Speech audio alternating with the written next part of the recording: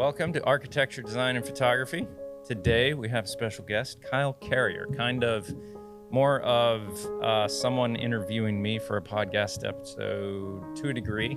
I'll definitely be grilling you at where you're at to give you the best advice possible in these wildly changing times. Yeah. Rapidly changing times. Rapidly changing, yes. Wild, I mean, rapid, we could talk about all of AI that. this whole time. I just bought a whole magazine just on different articles on AI when I was in Target yesterday, because Yeah. there's just so much going on that you have to be aware of that is changing so quickly. Yeah. I'm working with someone right now to get my scheduling and calendar to be completely automated, which is going to save so much headache for all the people who are organized that have to work with me. Yep. I'm experimenting with it too.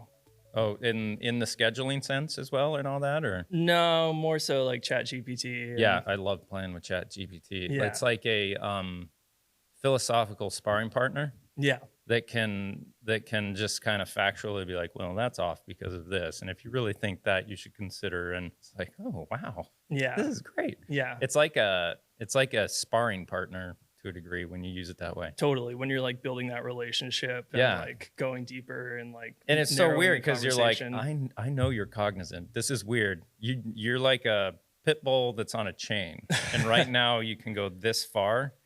And I don't know if you're a friendly pit bull or if like what's going on behind this like limit and boundary that they've put on you, but it's there.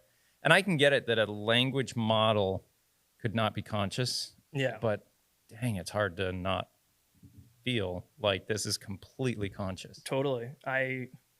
This might be paranoia, but like I try not to like do anything to piss it off either. I Or, tease like, it. I poke the bear. I'm too Really? old to like. The problem is I have kids, so it's probably gonna take it out on my kids. But Yeah. Yeah. it's such a weird thing. But before we get too crazy, Kyle Sure. Carrier, who are you? What's your experience? Why are you here? Okay. Yeah. So I am a photographer, videographer, Mhm. amateur surfboard shaper. Oh, sweet. What Yeah. kind of stuff do you shape? I just finished a board this morning. I almost brought it in here. It's in the Oh, car. I would have liked to. Oh, I'm gonna have to come down and see that. Yeah. I got about 6 boards in the back of my car right now because I gotta go surfing today. Are you? Well, yeah. Where are you going? Probably going to go to Old Orchard. It's really out of control Yeah. right now. So I think the southern end of Old Orchard is the best place that'll clean up. I'm hoping it cleans up kind of everywhere this Well, afternoon. yeah, this afternoon, tomorrow. Tomorrow's looking nice. Depends on the wind. Down Yeah. our way. Yeah. Where are you at? So I live in Elliott. Elliott? Elliott, Maine?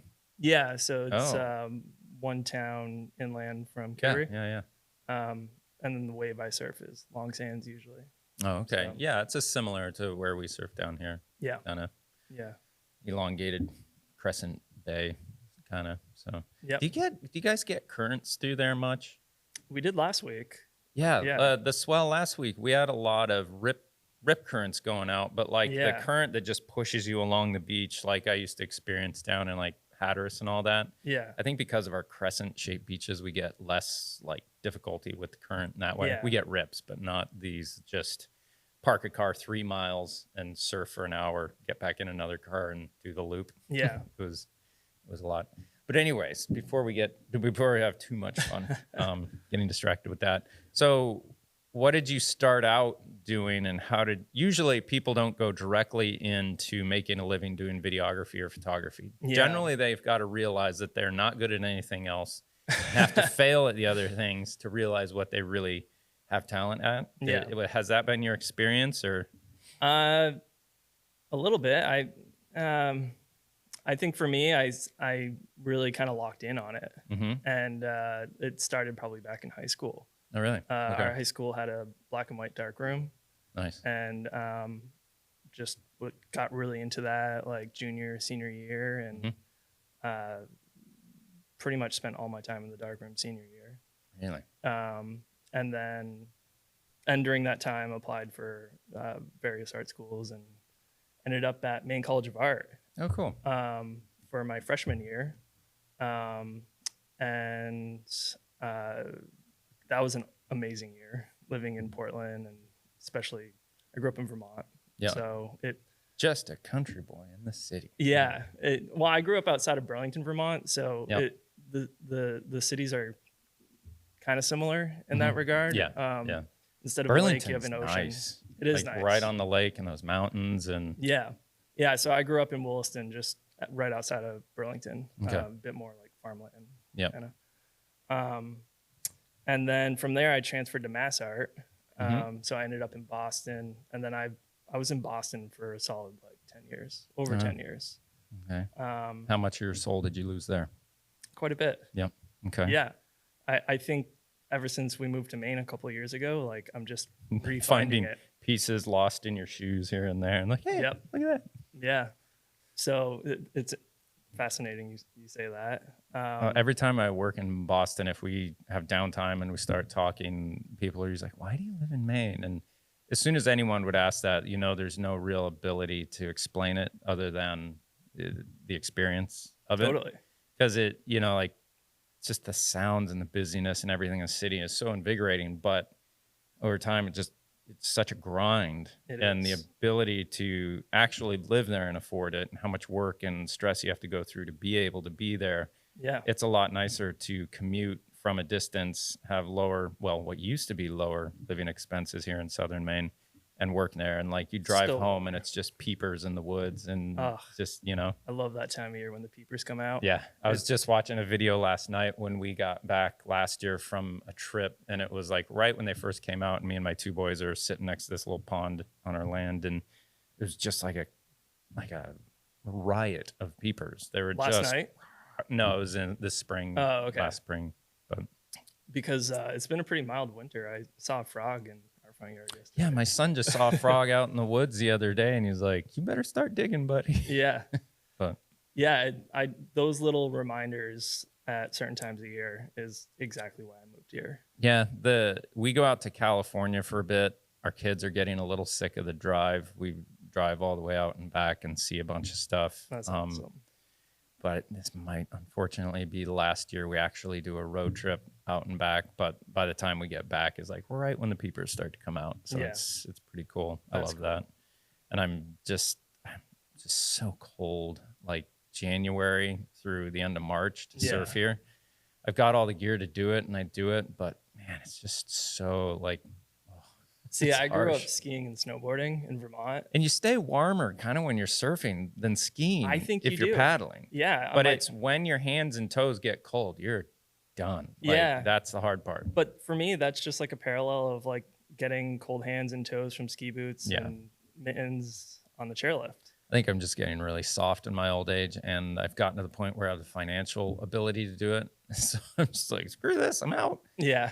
But eventually I'm going to have to like, you know, have more retirement, less free time. So we'll see. Yeah. Find that balance. Right. I figured, well, our kids are younger and we can actually take off that we should. So who knows? Maybe it'll have been a wise decision. We'll see. Yeah. But so you spent 10 years in Boston doing what? Right out of school. Went to art school, went to Mass Art. Focus on photography, videography, or? Mostly photography. Okay. I took their photography program, but did almost minored in art history as well. And then took tons of electives. From one thing I really kind of enjoyed to get away from the computer was ceramics. I took some ceramics in college. I liked it as well. Yeah, I don't do any of it anymore. Surfboard shaping is very similar to it, I think. Yeah. Sculpturally. It's like functional sculpture. It's really cool. Yeah. I made, I think, 3 or 4 boards. They all sucked. They were horrible. But it was really fun making them. Yeah, I still call my boards ugly boards. Mine were super, like from 15, 20 feet. Like, hey. Then you got close. Ooh. Yeah. Not hey. Yeah. Mine are starting to photograph all right, which is a plus. Oh, okay. But in person, you'll notice the... Yeah. I could tell like the, you know, heel side to toe side difference on the boards. Just one would turn faster, and or you'd go through a turn and it would be smooth, and then all of a sudden like just catch. And I suppose if I stuck with it, you know, it was just at the time when I was doing it, it was really hard to get blanks. It was still is. Well, yeah, after Clark Foam went under and all that. Oh yeah. It was hard to get blanks. It was super messy. You really needed a space, and glassing them was just, you were destroying a space unless you made like a whole place where you could do it with a sand floor that you could clean out. And Yeah. so bad. I really destroyed about 2 garages between my parents' house and a friend's house that took quite a while to clean up after my escapades. My So, garage is on its way to yeah, that. Yeah. If we ever sell the house, I'm gonna have to like get a chipper and I'm gonna have to chip it and like probably seal the floor or something, you know. right, right. Um, but yeah, going back to Boston, art school was a life changing experience. I Mhm. think you just, you know, you're introduced to so much diversity, and you're just getting a fast track understanding of, I think, history through the lens of art, Mm, which I think is a great way to kind of learn about anything in a lot of ways. You know, yeah, it's all there.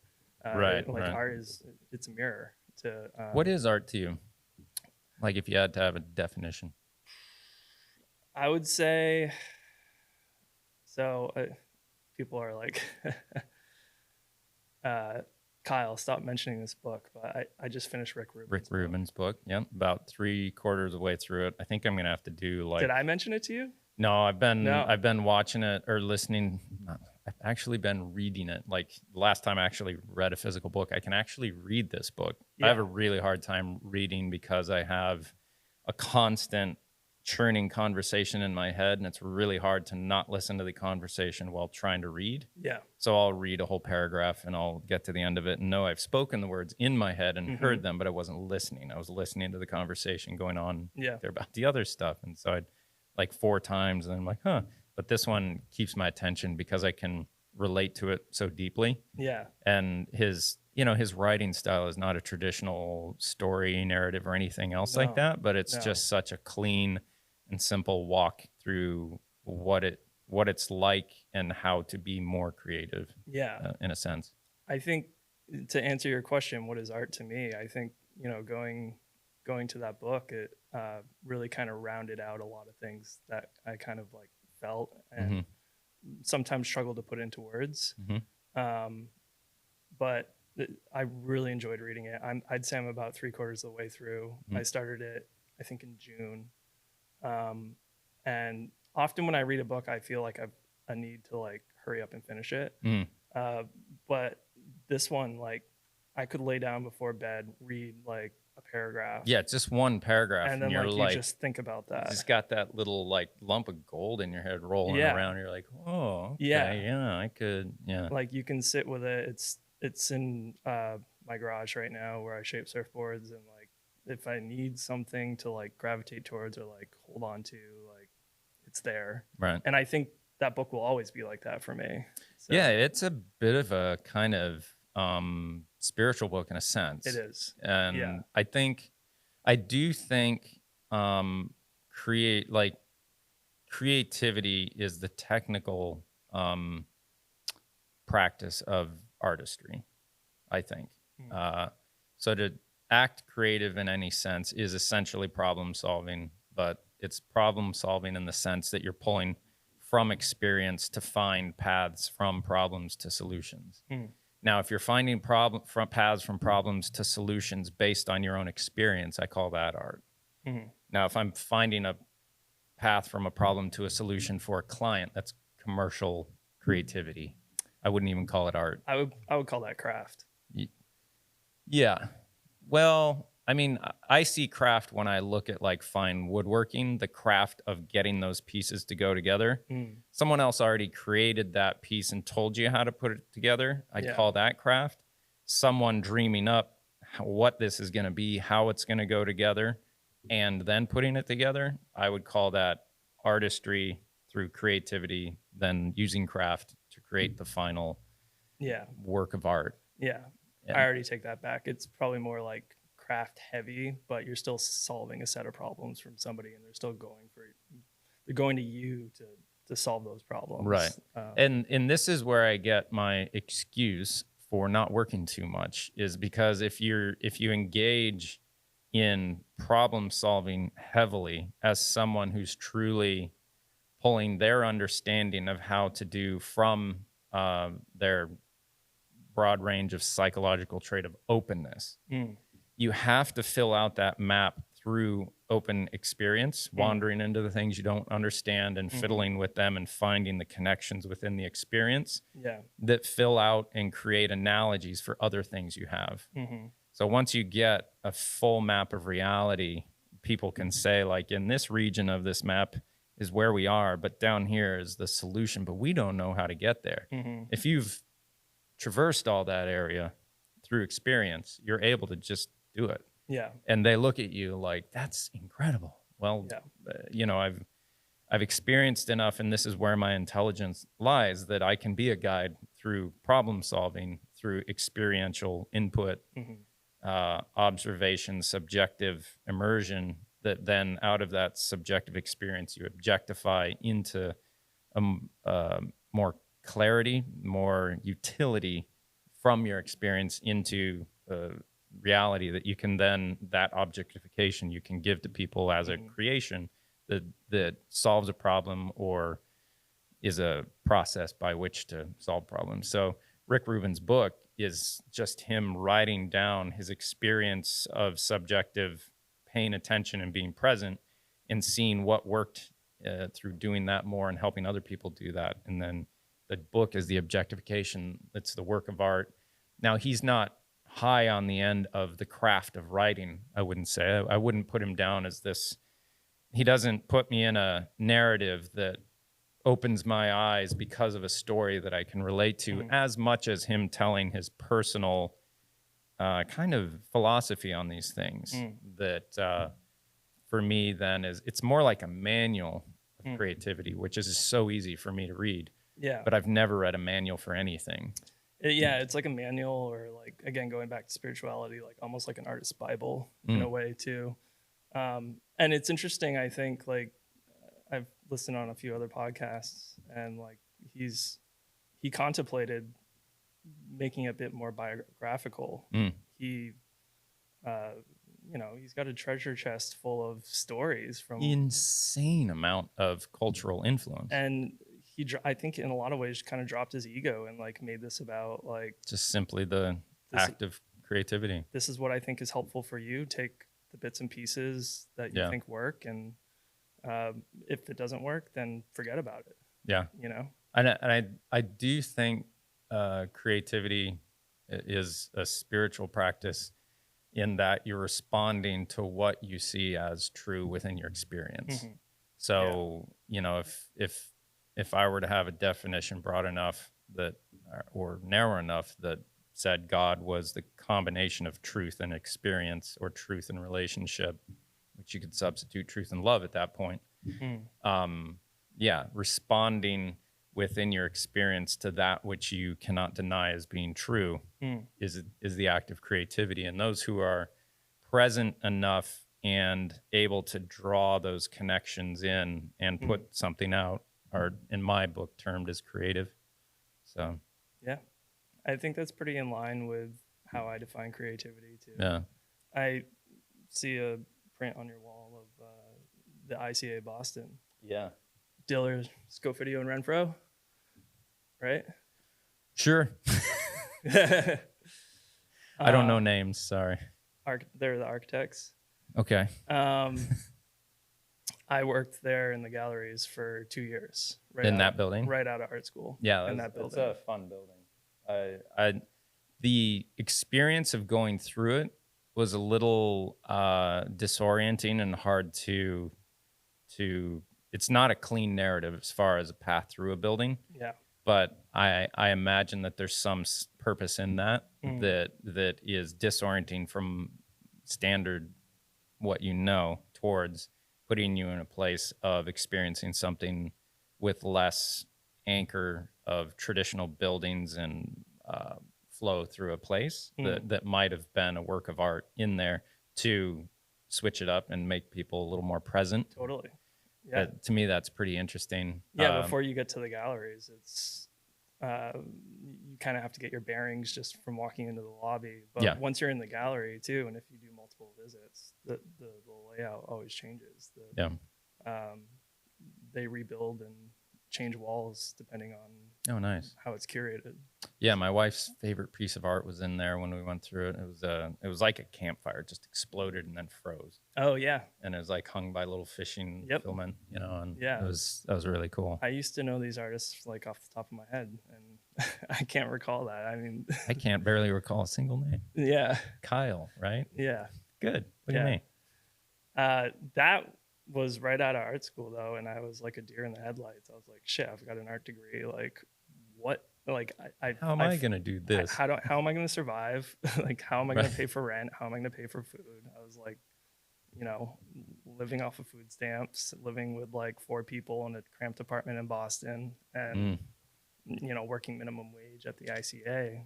And during that time, I would spend 9 to 5 standing in a gallery looking at artwork. Mm-hmm. And there was a point where I was like, okay, I've got to make this productive. So I started reading a lot about perception and how art functions, and every day I would look at the same artwork. And I still think in a lot of ways that was like, I learned more from that than maybe going to art school too. Yeah, I feel like the artistic mind is killed by the driven mind in a sense. Yeah. So if you have too much drive, you're not going to have the time and presence to really perceive enough to create any art worth anything in the world. But if you don't have any drive, you're not going to get anything out there that is valuable to the world. So it's kind of like these two things of drive and being able to not be overly driven and thinking ahead, but actually being present. Yeah. It's such a hard thing. And I think I'm kind of lucky that I find myself, I'm lucky in a sense that I find myself in the middle of that and pretty well balanced between drive and the ability to perceive. But I can feel when I let my ego and drive like really dismantle over time by not working for long stretches and focusing on being present and trying to perceive more. Like all of a sudden I'm reintroduced to myself before I entered the work world. And it's like it's like a room where the lights are still on in comparison to being an adult working and paying for everything to support the people that depend on you. Yeah. And Default mode. yeah, those differences, like I can create and see and like everything here, but that really only happens for me between January and April. And then as soon as I'm back on the ground working in April, it's just like it's something you drove away from that's way in the rear view mirror that you hope to come back to. And it's so weird because in that time of being reintroduced to yourself before you enter the work world, you're able to relate so closely to your spouse and your kids. But you have to have that comfort of saying like, all right, everything's paid for. I know this is like taking a significant amount of time and just simply not working when I could be making a lot of money during this time.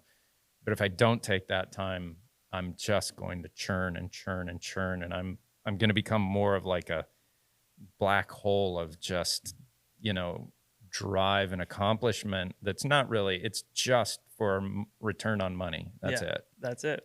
And the danger, we're going way off topic here, but no. You're fast tracking to kind of the past 6 months for me. Yeah. Or like my 10-year career. The danger in focusing like that for too long is you become a machine that can do something valuable very consistently and dependably, which you, as an artist, you do not want to become a machine. But if you want money, you got to become a machine.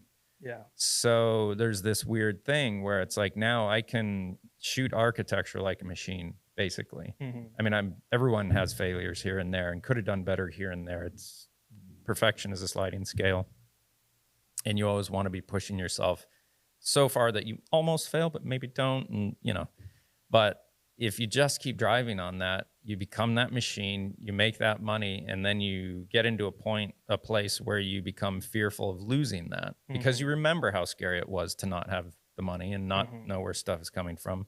So you desire the comfort of the money. So you push yourself into becoming this machine. But when you become that machine, your soul is no longer able to be felt within that. Yeah. And so, that sounds really woo woo and like, oh, your soul. Well, get over it and survive. It's hard, Yeah. And, if I was independently wealthy, not a problem. You could just be present and, we think that though. Well, if you were independently wealthy, well balanced, loved by those around you, and showing love to those around you, with a dedicated art practice. yeah, then that art practice is expressing what, and it's offering something to the world of contribution. Yeah. To not have that security, it's the same thing with any developing society. A society won't develop art until they've developed a good line of food and resources coming in. Mm-hmm. When a society gets to a point where there's enough stability, safety, art starts to develop. Mm. And I do think it's a pendulum. You can be too dangerous and you don't get the art. You can be too safe and you lose grip with the truths of reality too. Mm-hmm. And I think America's in that swing of we're kind of losing our touch with reality. Totally. We think the whole world is as balanced and safe, reliable, and financially capable to make a living for yourself the world over. And it's simply not. Mm. Leave the country for a bit and go to a third world country and, come back and appreciate the laws, the consistency, the respect, our kids, if a dollar falls on the street, they don't swarm it like hungry fish. Mm. I've been to countries where I handed one coin out and I was swarmed like a pack of piranhas. Mm.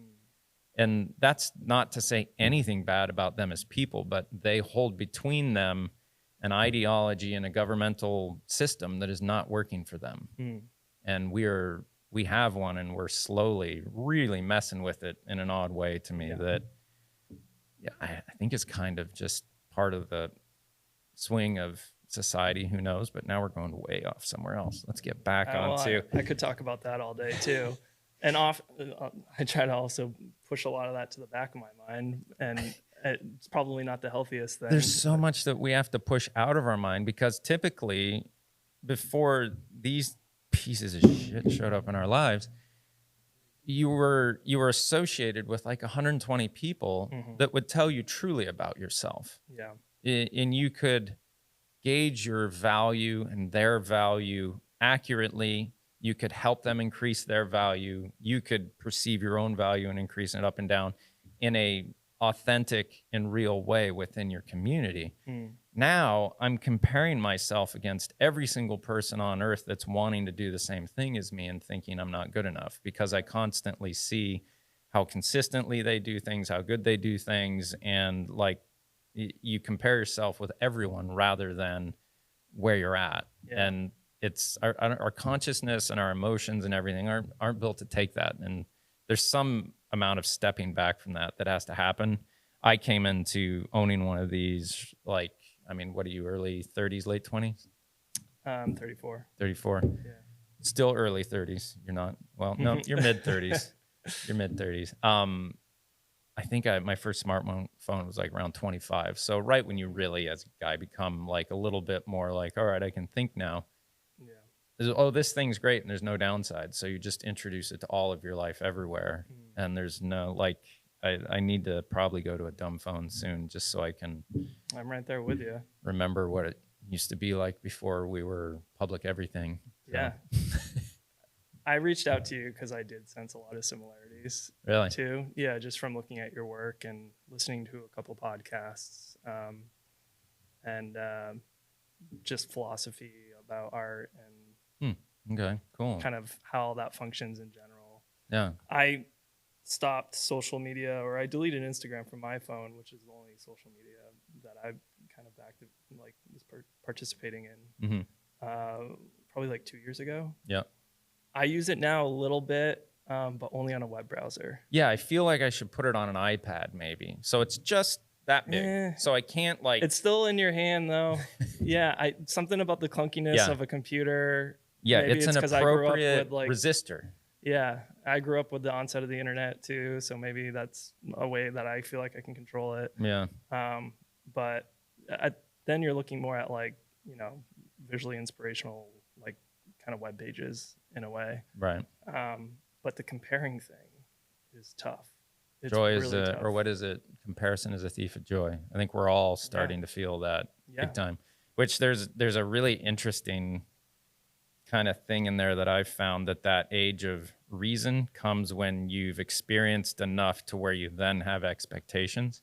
And I've experienced this with my sons. The oldest one just turned 14, and his mind over the last year and a half it's gone from absorption to now it's absorbing and starting to put out ideas more so. You know, you can really sense the shift in the thinking. And I have this trick question that I like to throw at people that's like, was your childhood everything you expected it to be?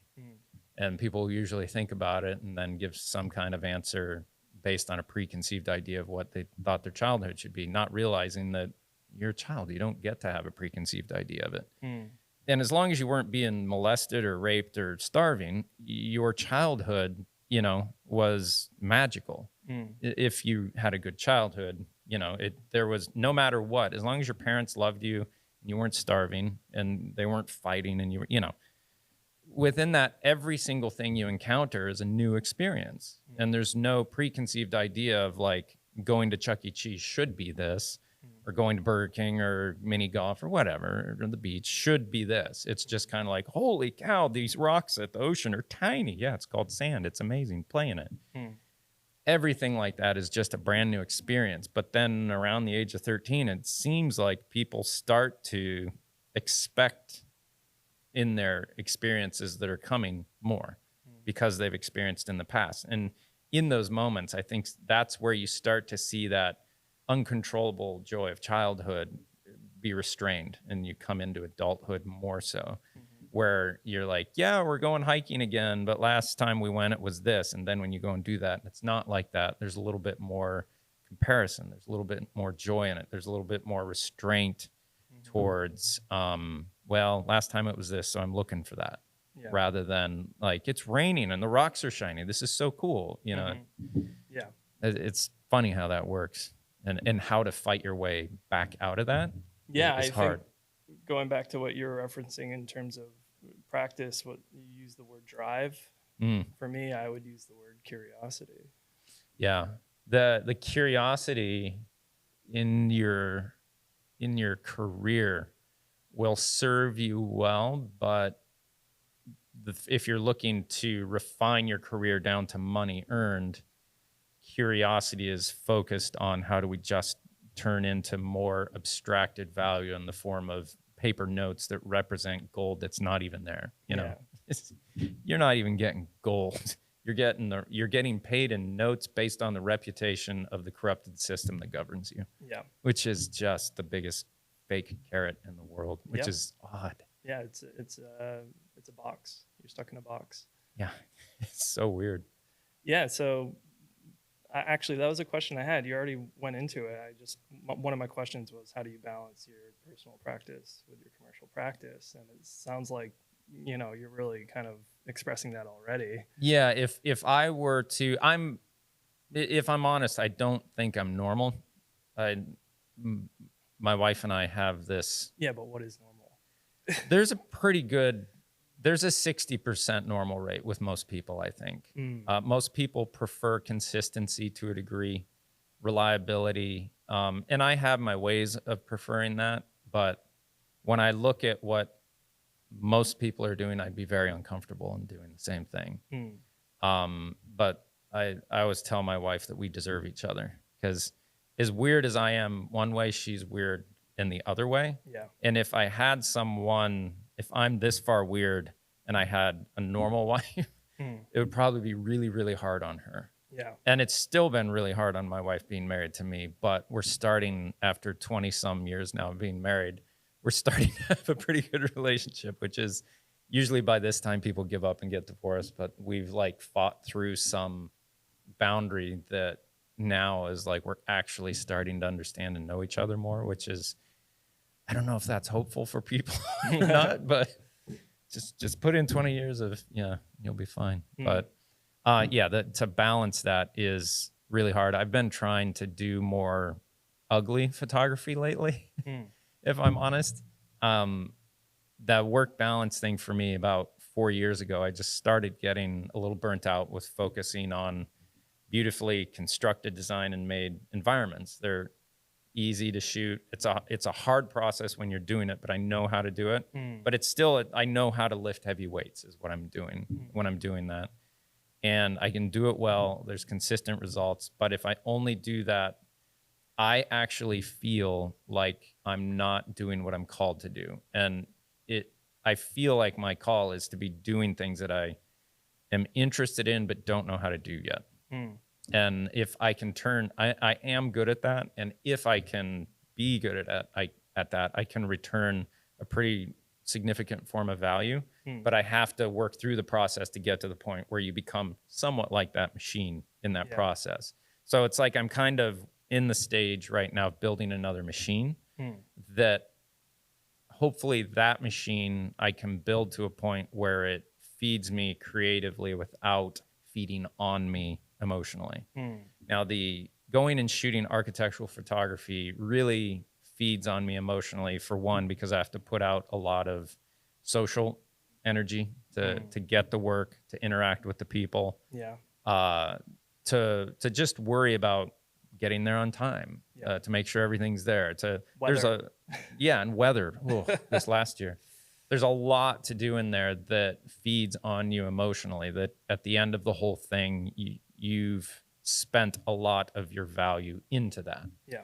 Now, how do you get that investment back? It's not you're getting money back out of that necessarily. You do get paid for it, which is great. But if you don't invest that money back into repairing, the damage that it's done to you, it's not really damage, but I think you know what I mean. The Neglect. I think that's what it was for me. At least. Yeah. It can become a neglect, but to me, it feels just like you're a truck towing a lot of weight when you're doing that. Yeah. And what I want to create for me moving forward is an ability to do street photography of architecture that is interesting to me. And it's not that it's good design. A lot of times it's really, really horrible design that's interesting to me. There's something about the lack of humans in trying to understand what's going on and how they're relating, but more so understanding about people through the choices they made in the built environment that were not thought out. And there's something kind of comical and weird in it. There's truth there too. Oh, immense amounts of truth. It reminds me of like where people truly place their value. There's you see this a lot in parks, right? Like you see like hardscaping of concrete pathways and stuff like that. I think I'm using that term right, hardscaping.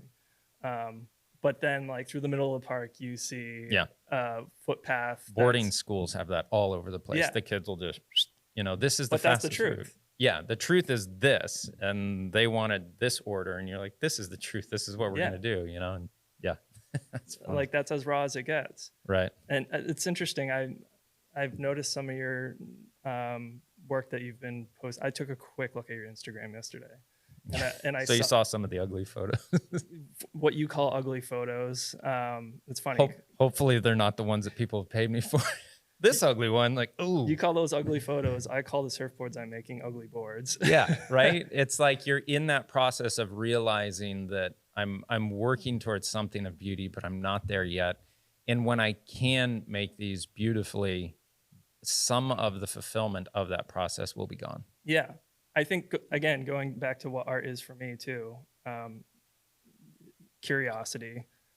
Deep curiosity. It's deep curiosity, but it's also always suspended by some sort of question of what is this going to look like? Right. That's digital photography. When it came into being is when I entered the workforce of architectural photography. And that ability to what is this going to look like had the turnaround time that wasn't darkroom. Yeah. It was immediate. It loses a little bit of its magic. Yeah, well, for me, that wasn't magic. I did not appreciate a darkroom. I did not like. Really? No, I don't like film. I don't like all of that.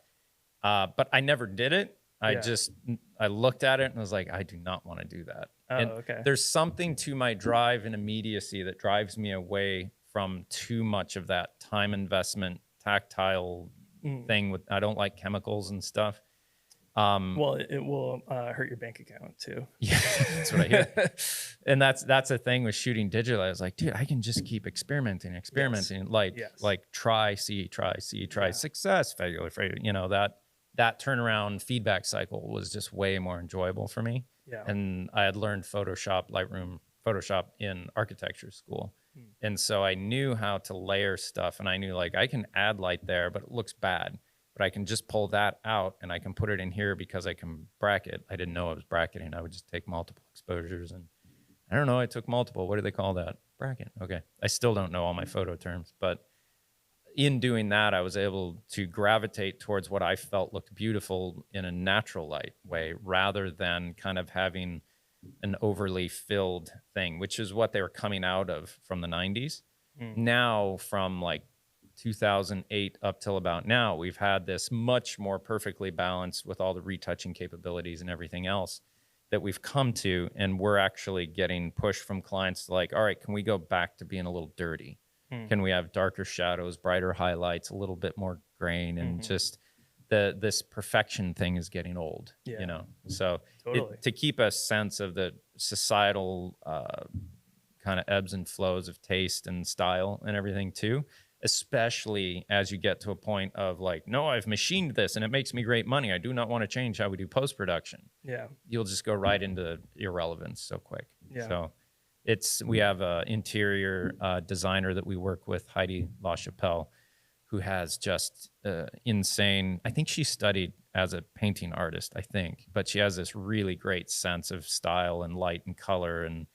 And she's the one pushing us to go that direction. I'm so happy that she is, because she's got really good taste, and what she can create is just insane. And we're really lucky to be able to photograph it and to be able to get some direction on our post-production from someone who with that much talent has been really nice too. That's So, awesome. to pay attention to the people you run into that you can tell this person's got talent. Yeah. Whatever they say about my work, lodge it in there really well. That's a good thing to do. Or nurture those relationships where that bond is there and that you can click, and because when it doesn't, you know, as well. Yeah. Yeah. Oh man, I could talk about this stuff all day. Well, that's why we're here. Where's our checkpoint here? I just have to be able to go surfing today. So Same here. Well, yeah, for the rest of the week. what are we doing? Yeah, I know, right? No, we're good. Yeah, let me look at my notes. So should I go back into 10 years into Boston, how unhappy were you and what got you out? Okay. So a lot of parallels here. Well, I think, you know, right out of school, like, you know, I was in my 20s feeling that pressure of I've made this investment in school, and I come from I made this investment in architecture as an architect, and got in like about 7 to 8 years in, and I had to walk away from it all. That's hard. That's really hard, because you think, I just wasted that much time. I will never recover from that. Yeah, it's really hard to like kind of transition your mindset from that too, and not be hard on yourself or have negative self-talk in that regard. And I think for me, like constantly, you're never going to get out of imposter syndrome doing what you do. Yes. So yeah, it's always there. Always going to be there. Yeah. Going back to the comparing yourself. I came from kind of a blue collar background in Vermont. My dad was a plumber. My mom was a hairdresser. Interesting. Our studio manager, Timothy Holt, who's the most talented architectural retoucher on the earth, in my opinion, his dad was a plumber as well. My dad was a pastor, and every month I remember hearing my parents like, we're $300 in the hole this month. What are we going to do? Yeah. Same deal. And when you come from that to think about a career in a crereative area, you're risking it even more. Yeah. I mean, the advice from your parents at that point must have been like, art school? Yeah. You sure, son? Yeah. And my grandfather, I remember like, towards the end of my time at Boston Virtual Imaging, where I was, pretty successful and was able to buy my own home and stuff like that. My grandfather said, like, I never thought like you would have been able to do that with going to school to learn how to paint and draw. Right. Typically, people think about what's possible in relation to what they've done. Yeah. So, But I think for me, being able to problem solve creatively, like that's applicable to so many different contexts. I heard something just recently. Like, I got my house paid off. I don't have any debt at all, zero. Everything's paid off. Congratulations. So it's like getting out of a trap, and also getting out of the trap that people are trying to set for you to want more things to keep you in debt too. It's not easy. But there's also, I have really no retirement right now, and I'm like almost 50. That's really irresponsible, but I've put it all into not having to have all this other stuff over me, which is bad financial advice if I'm honest, but it's a very secure feeling to create from. But at the same time, you still think, well, retirement's ahead of me. What am I doing for that? And it's very unnerving, but at the same time, you have to realize, like, I problem solved my way to here, really off of, in a sense, without help from anyone. Now, that's grossly inaccurate, but I would still have all the same help were I to come into a situation where I didn't have as much work, right? So my wife would still love me. My parents would still love me. Like, all the people around me that, all of the same things that I had when I got to this point are still there. Okay, so I can go from zero to here, which means I'm not at zero right now. I have everything I need to live creatively and to take care of my family currently. I'm not starting from zero, and I have way more experience. Why am I living in such anxious, constant mind swirling around the drain about my future success? I shouldn't be, because I have way more capability than when I started. So there's a degree of being able to step back from that anxiousness, that drive due to anxiousness, and respond more so to drive out of purpose, I think, at this stage. Yeah. Which, when you reach 40s, approaching 50, there's a definite world perspective change where you're not looking to absorb as much and you're looking to give back. Situations like this where, cool, you're 15 years, 10 years-ish behind me, and I can share with you something that'll help you get to where I'm at. That feels really good to be able to help someone like that. And it's validating for me that you even want to talk to me, right? It's like, all right, that's pretty cool. And to be able to do that, we're not exchanging money or anything else. We're actually exchanging value. Yeah. And to realize I've gotten to a place like that and say, all right, it's my time to, in one sense, give back, but also you're always moving forward. So what does it look like for me moving forward from here? For me, I'm getting to the point where I actually see and understand things more due to the breadth of my experience. Whereas before, when I thought about putting anything out as a creative or an artist specifically on my own experience, it just wasn't there. I didn't have that much to say. I didn't know anything. I was very inexperienced and dumb. Yeah. So that's the different thing in front of me, but I had to figure out a lot to get here that other people do it and know how to do it and everything else. But the person-to-person communication for you to be able to reach someone that's gotten to where you want to be, that will personally sit down with you and give you the time, tells you, like, I might be able to do this. I can relate to this guy. Totally. I can do that. So, and you can't do it by yourself either. No. I at this point, I am valuing mentorship in a lot of ways. It's and meaningful conversations in that regard. Yeah. It's anytime you can get any interaction like this with people who've done what you want to do is very valuable. That's why anytime I can come across someone who's at the point where I'm looking to go, is just like, hey, oh, I got some questions for you. Yeah. Yeah, I'm somewhere in between that anxious part of life. I'm an anxious person. I'm always going to be an anxious person. But I think a lot of those decisions were emotionally driven on anxiety, just being like, I've got to like solve this right now and Well, like that's fitting. find that stability. If you didn't have that, you'll be living in a car. Totally. You Yeah. have to live with it. Yeah. You should not seek to have zero drive or zero anxiety, in my opinion. It's something. It's there. It needs to be. I've learned to take any emotion and put it to the side to allow it to consult me. Mm.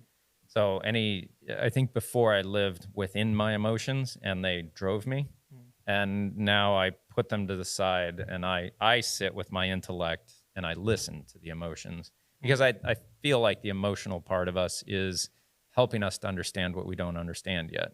Somehow there's an understanding in there that needs to speak to us that we have to listen to, but you can't be completely submerged in it and making your decisions from it. Yeah. So I think as you put your anxiety to the side and say, well, why is it there? Well, on this trajectory, how long is this going to go? Where's it going to go? Is this profession even going to be around in 20 years? That now that we have AI, these are real, kind of questions that you have to entertain. Totally.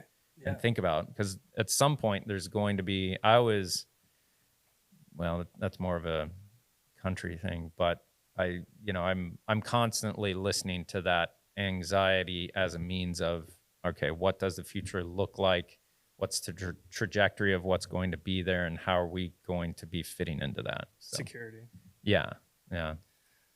But if Yeah. you're stuck in that too much, you don't perceive the present either. So it's that Totally. Yeah. damned if you do, damned if you don't. Yeah.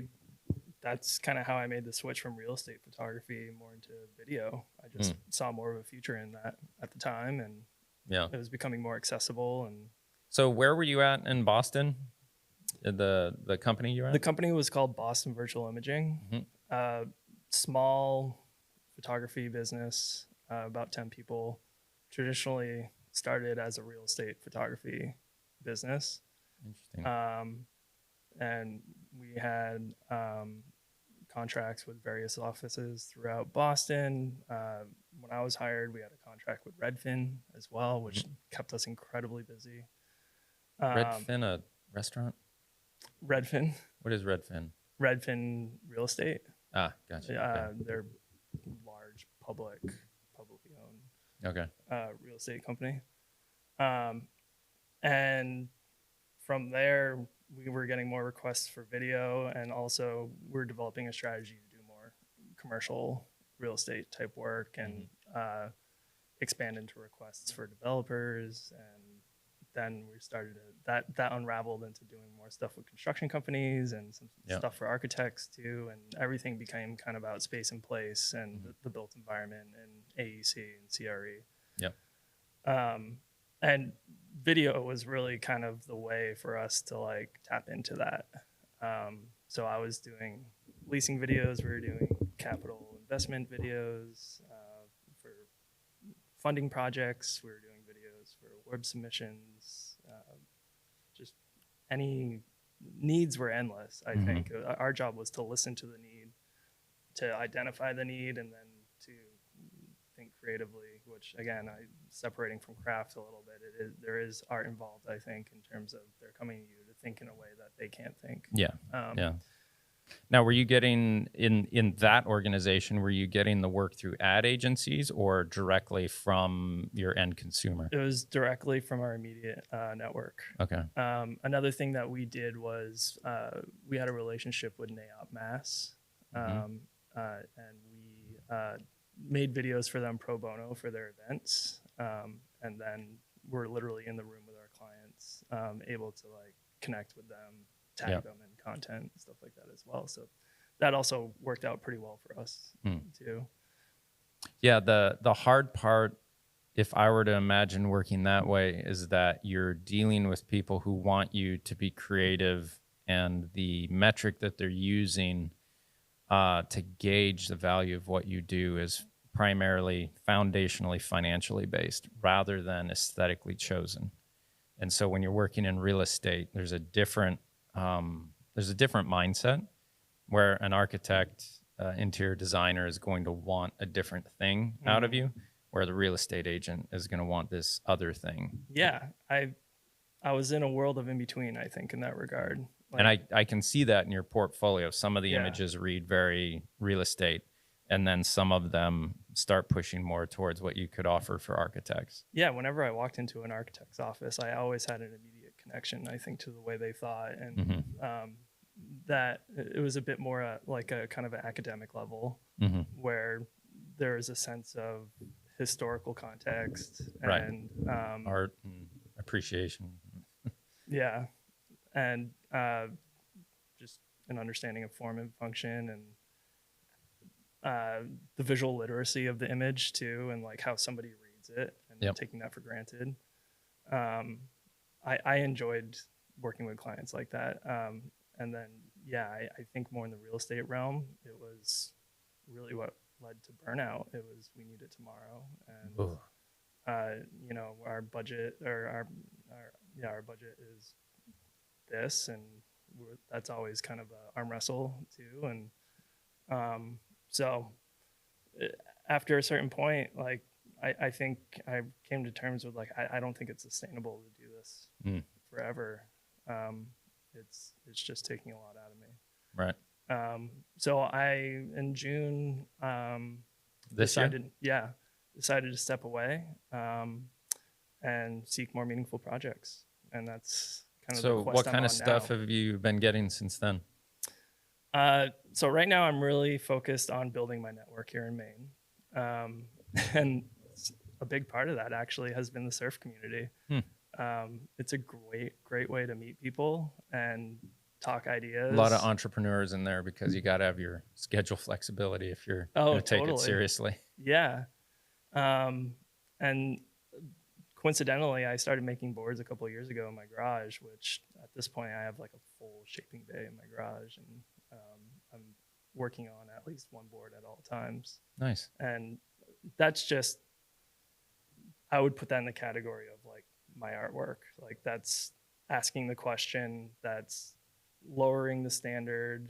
It's about enjoying yourself. It's about indulging in the process. It's about being ignorant and like having those happy mistakes. Doing something you don't know how to do. Yeah. Yeah. Like totally indulge in that. And I'm kind of in the spot where I have this portfolio from the past 10 years for working at Boston Virtual Imaging. A lot of it's real estate related, and I wanted to find myself in a different way. And I'm really interested in more in like documentary style branded content. And the first thing where I'm at right now is I feel like I need some examples, and I'm just trying to set out to get that work within this next year. And one project I'm nurturing right now is I'm making a video for Nito. He's the board shaper for Maine Surfers Union. And part of that is, one, I want to be looking at content that I'm also learning about. So there's, that's kind of one stone. The other stone is I want a visual example of the type of work I want to be making more of that I could charge for. So that's, for me, an opportunity to do that. And right now it's been a really enjoyable process. I've been visiting on a weekly basis, and I'm just recording our conversations, and I'm seeking something to like maybe reverse engineer into a script, and then maybe like storyboard from there or something like that. Cool. So you're looking to do like a short film or documentary in some sense? Yeah, or like visually documentary language, but something that can support his brand, but translating, I think, some more like abstract ideas through it that doesn't necessarily make it feel like a commercial. Think kind of like, I think Patagonia or Yeti, like they do a really good job at like marketing in that way. We did a music video for Airstream, and I pitched the idea to him and intentionally made it not about the Airstream, like made it about the experience that the Airstream allows for. Yeah. So, it's adjacent in a lot of the imagery and inside of it and everything else, but it's about the day that the things you go and do that it allows for. And this Mm. girl had written a song about Airstreams, and we bought one year and a half ago, and I figured like, geez, this is a really irresponsible decision. I should probably try and get some work out of it. It was so shiny. So beautiful.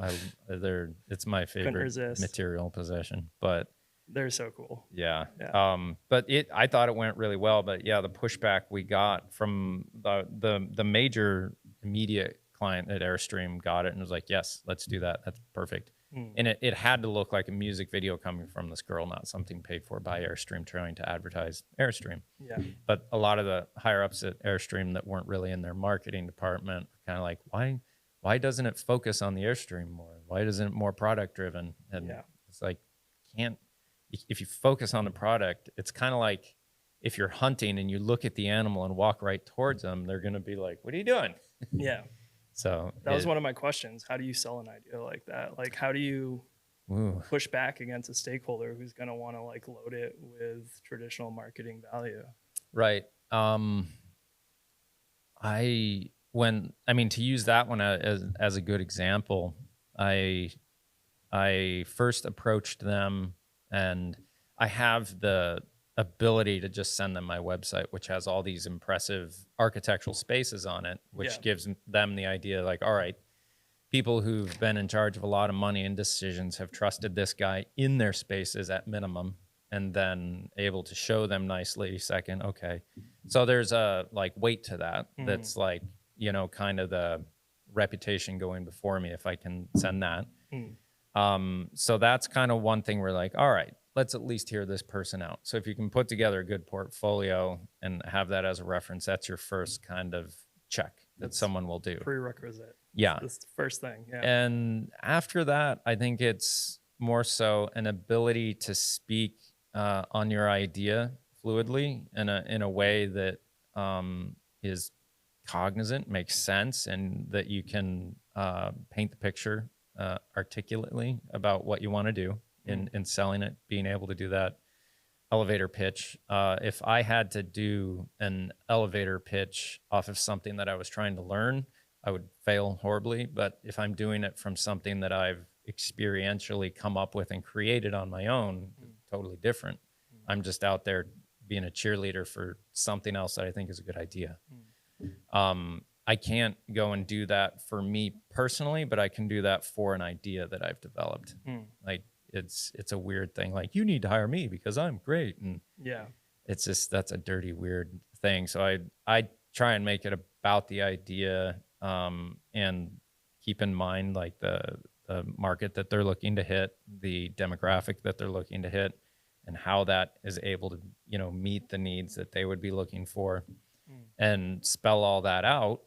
Then, if it makes sense to them and they don't have to go to an ad agency, which is going to make whatever you do probably 2 to 3 times more expensive, you can get some really, some really good things out of it. Like, I had this guy that I've worked with in the past who, he'll watch for companies that are turning 100, and he'll like, all right, they're turning 100 next year. I'm going to make a thing for them as a proposal of what they could do to get the word out and everything else.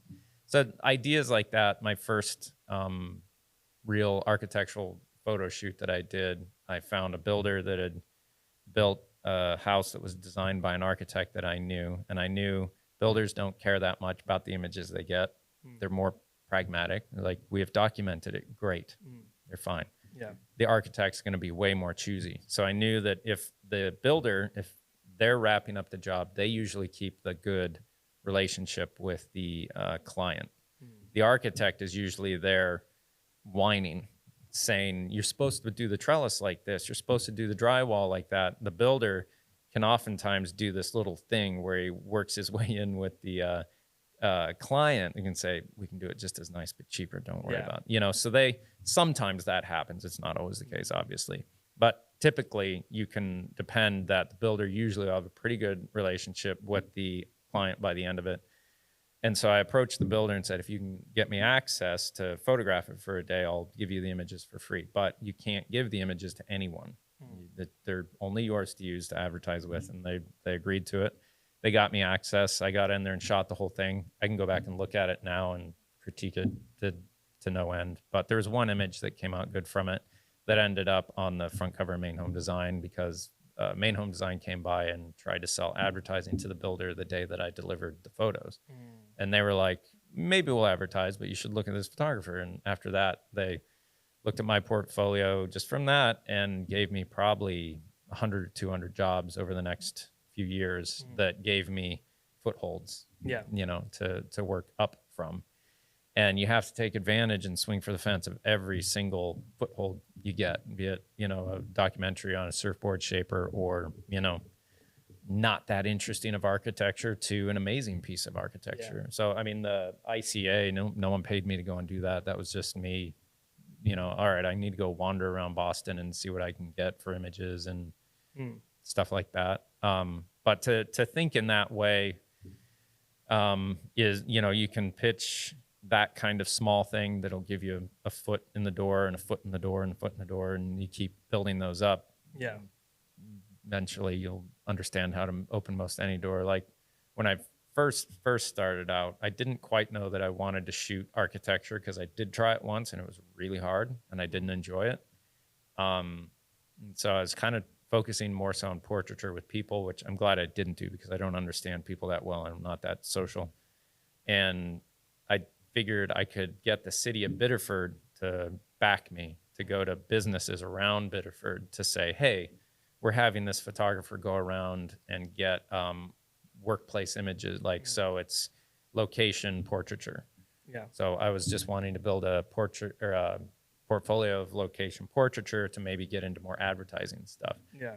So I approached the city. They said, yeah, we'd love to do that. And we can put it on our website. Great. Okay. But at that point, when I show up at a business's door or with an email, they're like, oh, the city of Biddeford wants to show off what we do. Great. They're not thinking about me at all. I'm just attached to it, but I'm offering them something that they would value. So I still have a client that came from that I work with occasionally from like 20 years ago. So doing that, thinking in that manner, what can you find to do that's going to benefit you and the people you're trying to benefit from, then the doors open pretty automatically. Yeah. So. Yeah, you just need to find a way to kind of exist within those margins. Yeah. And everyone else out there is trying to do the same thing you're doing. Yes. So if you can think, like, if someone came to me to, like, you coming to me like, hey, can we just talk about stuff that you might know about where I want to go? The value to me is that we're creating content that more people like you that want to know more stuff like this get to listen into and watch. And I really enjoyed doing podcasts. I enjoy the one-on-one conversation. Like this feeds me, whether we're talking about what I've done or philosophy or anything else, doesn't matter. It's just that genuine, like, honest and searching, curious conversation is really enjoyable. Yeah. So I just like it. Yeah. So it's input. It's win, win, win, win, win. Yeah. Yeah. There's a lot there. I would say I'm kind of rebuilding that machine in a way right now.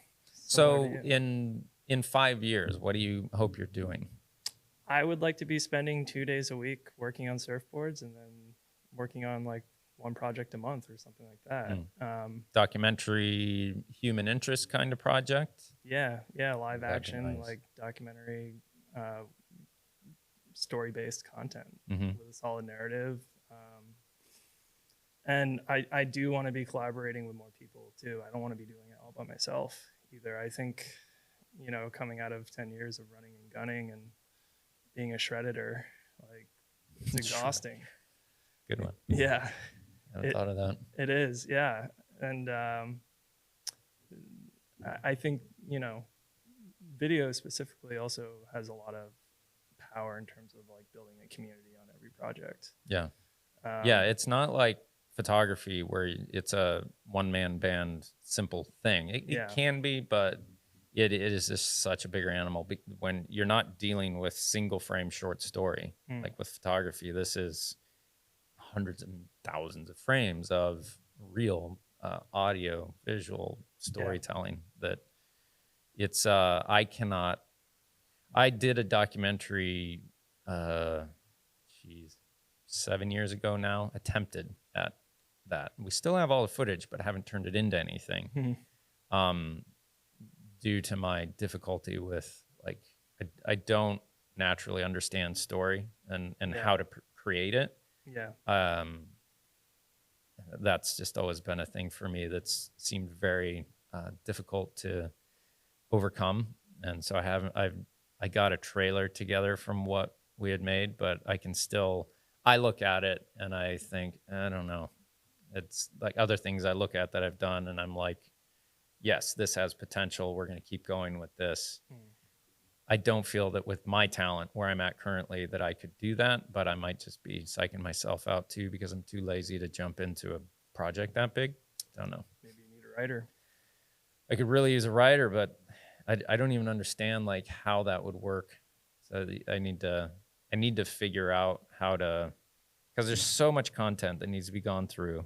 And then there's going to be follow-up filming that needs to be done. Like it probably has to be told from now about then and how I got through that to where I'm at now. Yeah. That the documentary is basically around my loss of faith, which has been very beneficial to me.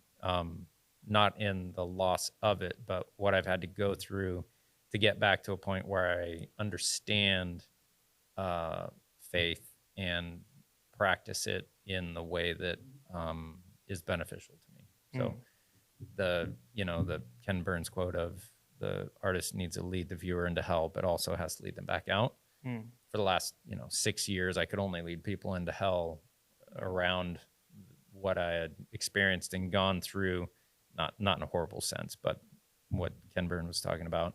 And only now do I really understand how to work myself back to where I'm at now. So I guess this is the time where I have to start considering more so if I'm actually going to finish that. So Well, Premiere has a great feature for transcribing now. It's pretty fast, and I find it helpful to put it all on paper and Really? read it and kind of detach from the content and just put a rough string out that's from there.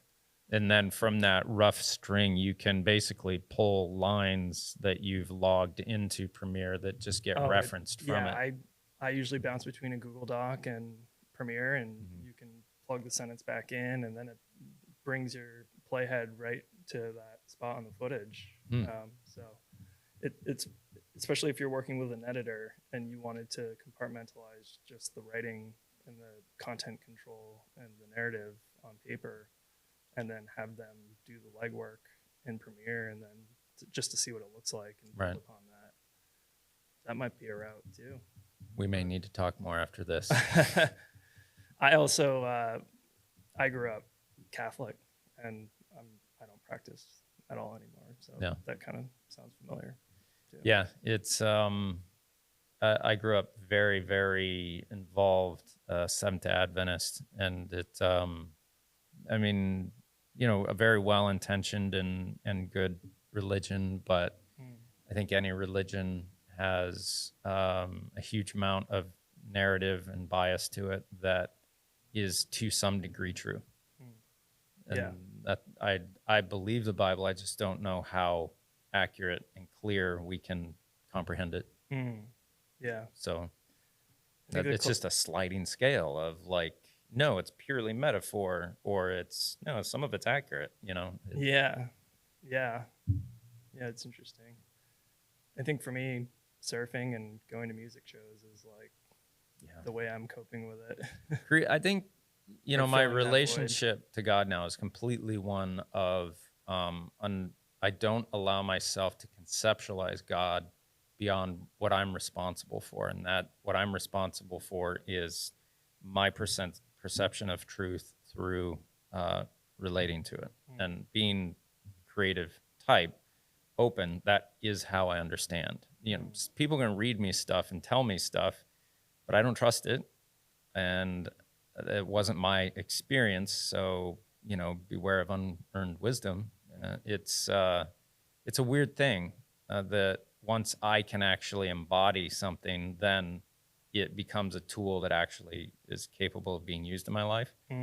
And that's been a hard thing with religion, that it has such a cultural effect to it that like if I went to church last week because my kids were playing in an orchestra, like a Christmas orchestra thing. Mm. And it's really difficult for me in that, like, if it was at a Catholic church, it wouldn't be difficult at all, because that's not the culture I come from. Mm. It's not all the trappings of the oddity that you'd experience that might make you uncomfortable, Mm. because now there might be these people say, hey, are you coming back to Catholicism? And you're like, Yeah. dude, I'm just, like, Came for the music. if someone said that to me at a Catholic place, I'd be like, I was never, and like, Yeah. no big deal. But Yeah. if they're Adventist, then they're like, are you coming back to the Lord? It's Yeah. just like, whoa, you are. And I see in the practice, like, first you sing to make you emotional and connect with people. Mm. And once you become emotional, you're that much less likely to think critically. Mm-hmm. So anything that's fed to you after you become emotional, you just swallow. Yeah. And that's really hard for me. And I get it. It's not that much different than a music venue. But to me, in a music venue, the filter for them getting there, one of them is that there's deep authenticity. Mm. So there's less likelihood of there being a bias that you would fall prey to because of a cultural pressure, in a sense. Now, I think that could probably be spun pretty hard right back at me, that, if you're some song that's talking about fitting into a culture and doing the things I do, I'm sure it can I've be got a flipped. great example. My wife and I just watched the Hillsong documentary. Have you seen Oh. that? No, but I know Hillsong's like mega church stuff, right? It is, and the look and feel on the surface is engineered to like Oh, it's just so pull disgusting you to me. in, but the context and the value and the philosophy is I could never do stuff like that. it changes it. Yeah. The group dynamic to me is the hard thing, because a group is associating based on their commonly held belief. Yeah. And that belief is very, very emotionally driven. And especially as you get into cultures that have more of a certainty-based cultural narrative around their spirituality, you can't have curiosity as much. Yeah. The arts and creativity in those type of environments that lean more fundamentalist have less of an ability to engage in curiosity and questioning, because everything's already known. Yeah. It's more no than yes. Yeah, and Catholicism's, I think, a little bit better about that. I think Catholicism embraces questions and art and all that a little bit more than Adventism. Yeah. From my outside perspective on Catholicism. So. Yeah, I guess. Yeah, they're a patron of the arts, but if you read the stories in terms of how those were funded, They've got their dark side. And I'm not saying they don't. Yeah, and I think that's, again, going back to art school and like art history. Like, I learned a lot about my belief through a historical context of how the work was being made. Right.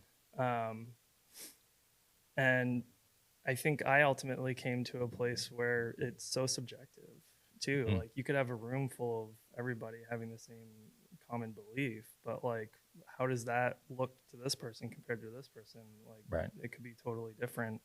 And like, language can only go so far in terms of like how somebody is comprehending something.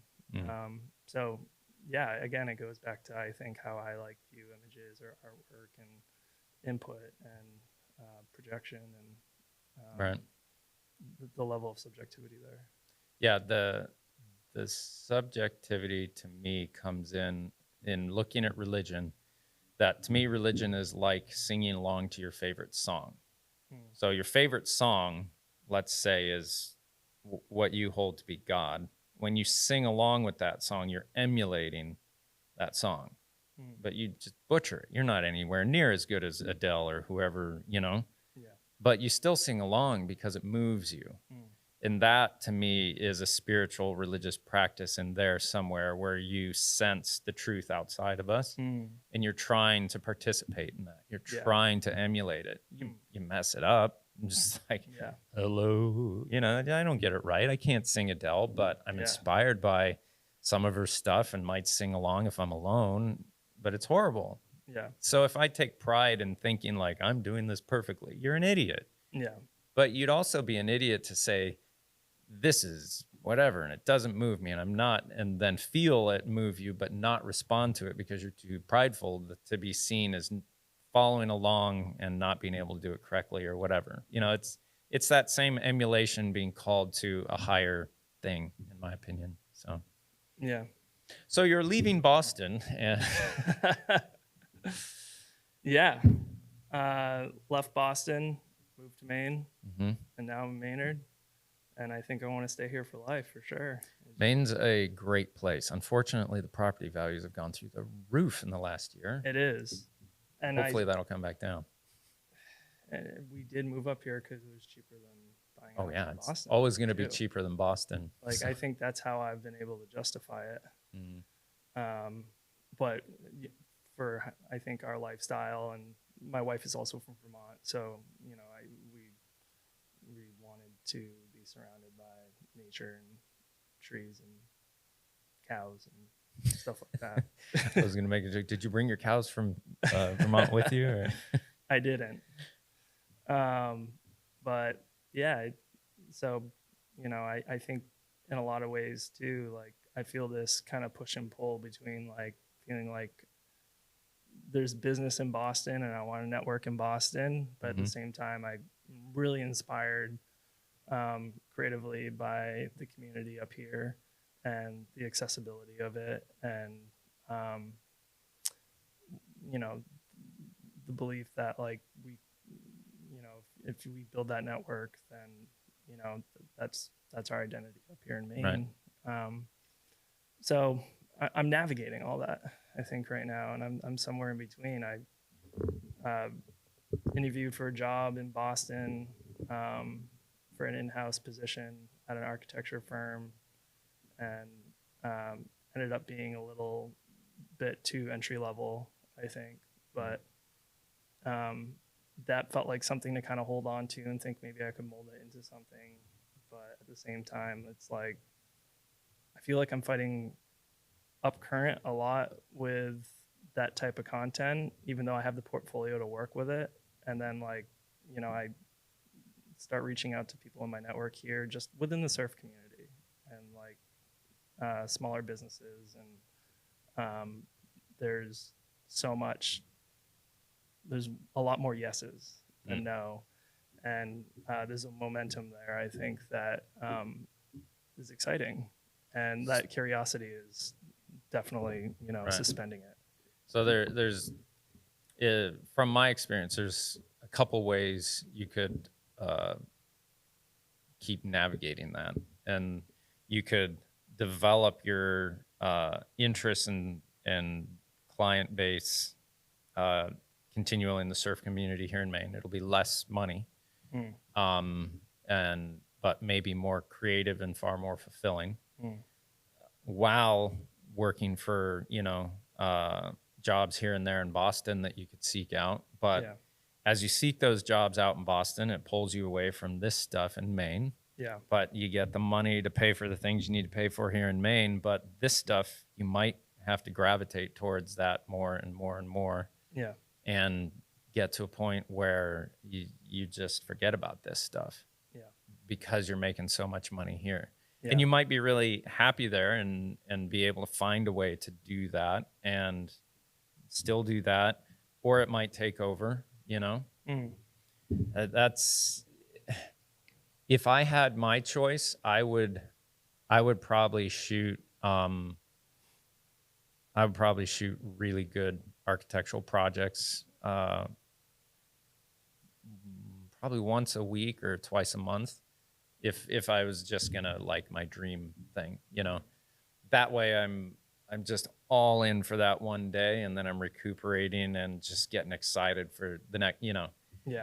far easier, far more invigorating and enveloping. The less you do it, the more energy you have to do that in. So Yeah. right now I've gone from, I used to do 4 and 5 shoots a week, which was just mind numbing. Then when COVID hit, I scaled back to 2 a week, and I've maintained that, and we're raising our rates and hoping to dwindle our client base a little bit, in doing that, which is weird. But when you get to the point of doing it as much as I do it and as consistently as I can do it, the thing that changes at this point for me is doing it for a higher and higher level of clientele. Yeah. Which will challenge my ability in photography and start to make a better portfolio over time that way. Yep. But that's scary to raise your rates and watch other clients start to use other people. Oh, And, yeah. Yeah. it's hard, but to not do that is to stay where I'm at. So that's hard. It is. How do you justify, or maybe you don't even do this, but how do you justify doing a project for free? The value to me. Yeah. So we did a project around prison inmates that, I've only ever lost money on, but it's probably the most valuable thing I've ever done. Yeah. Both to myself and the people involved in it, and the benefit to everyone that came into contact with it. It did not translate into any direct financial income, but endless just people responding to it, how moving it was, how it expanded, how they understand the prison system, the prison inmates before and after incarceration and everything else. It's been really helpful. As far as architectural work that I would do for free, it would be hard for me to justify doing it for free because probably at this point, but like maybe earlier in your career. Oh, earlier on, if it looks good, I'd shoot it. Yeah. That's it. I mean, that's the ICA and everything else too. If at that time they had said, hey, we won't pay you, but we want you to come down here and shoot it, I still would have gone and done it. Yeah. If they did that now, I'd probably still go shoot it and then just not give them the images. Like, here they are. You didn't pay me. Yeah. I don't know. The problem with architecture, if they're asking you to do it for free, well, did you get paid to design this? This is a commercial enterprise here. Is if you're asking me to come and shoot something for free for a charity organization, totally different thing. Like if I'm able to use my talent to give back to people who need it, heck yeah. If I'm being asked by a firm that's just starting and has done a small but really intelligently designed thing that I have a lot of interest in, but they just don't have the budget, they're starting out and they really appreciate what I do, I would give them an estimate that is full price, and I'd make that very clear on there, and then I'd throw a huge discount on there and say I'm willing to do this, with the understanding that I'm not doing you a favor. Your work is great, and I understand that you don't have a lot of money right now, and I value your work enough to be on my website. And if after I do what I do, and you want to work with me more, eventually you're going to need to pay. Yeah. So that's kind of where I'm at with that too. It's like at least have a record in writing to like justify the quality of your work and what it's worth. Yeah, especially where you're at right now with your career and wanting to get a foot into the design community, you will be approached by people trying to get you to come down on your rates because you don't have enough of a reputation or anything else. And if it's worth it to you, absolutely do it. But do it with the understanding that, all right, how about we do this one full cost, and the next 3 I'll give you twice the amount of savings on, rather than the first one at full cost and then full later. Yeah. Because that calls their bluff. They're just trying to get something free out of you, and they're not going to come back to you. Yeah.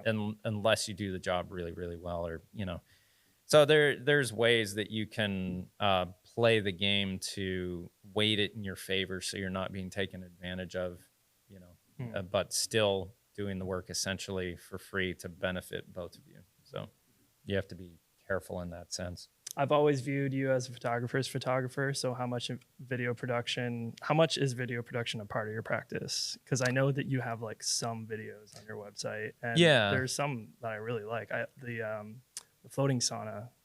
Like, that was a fun one. That's a great example of like what I'm trying to go after. Yeah. So that one came through Dwell.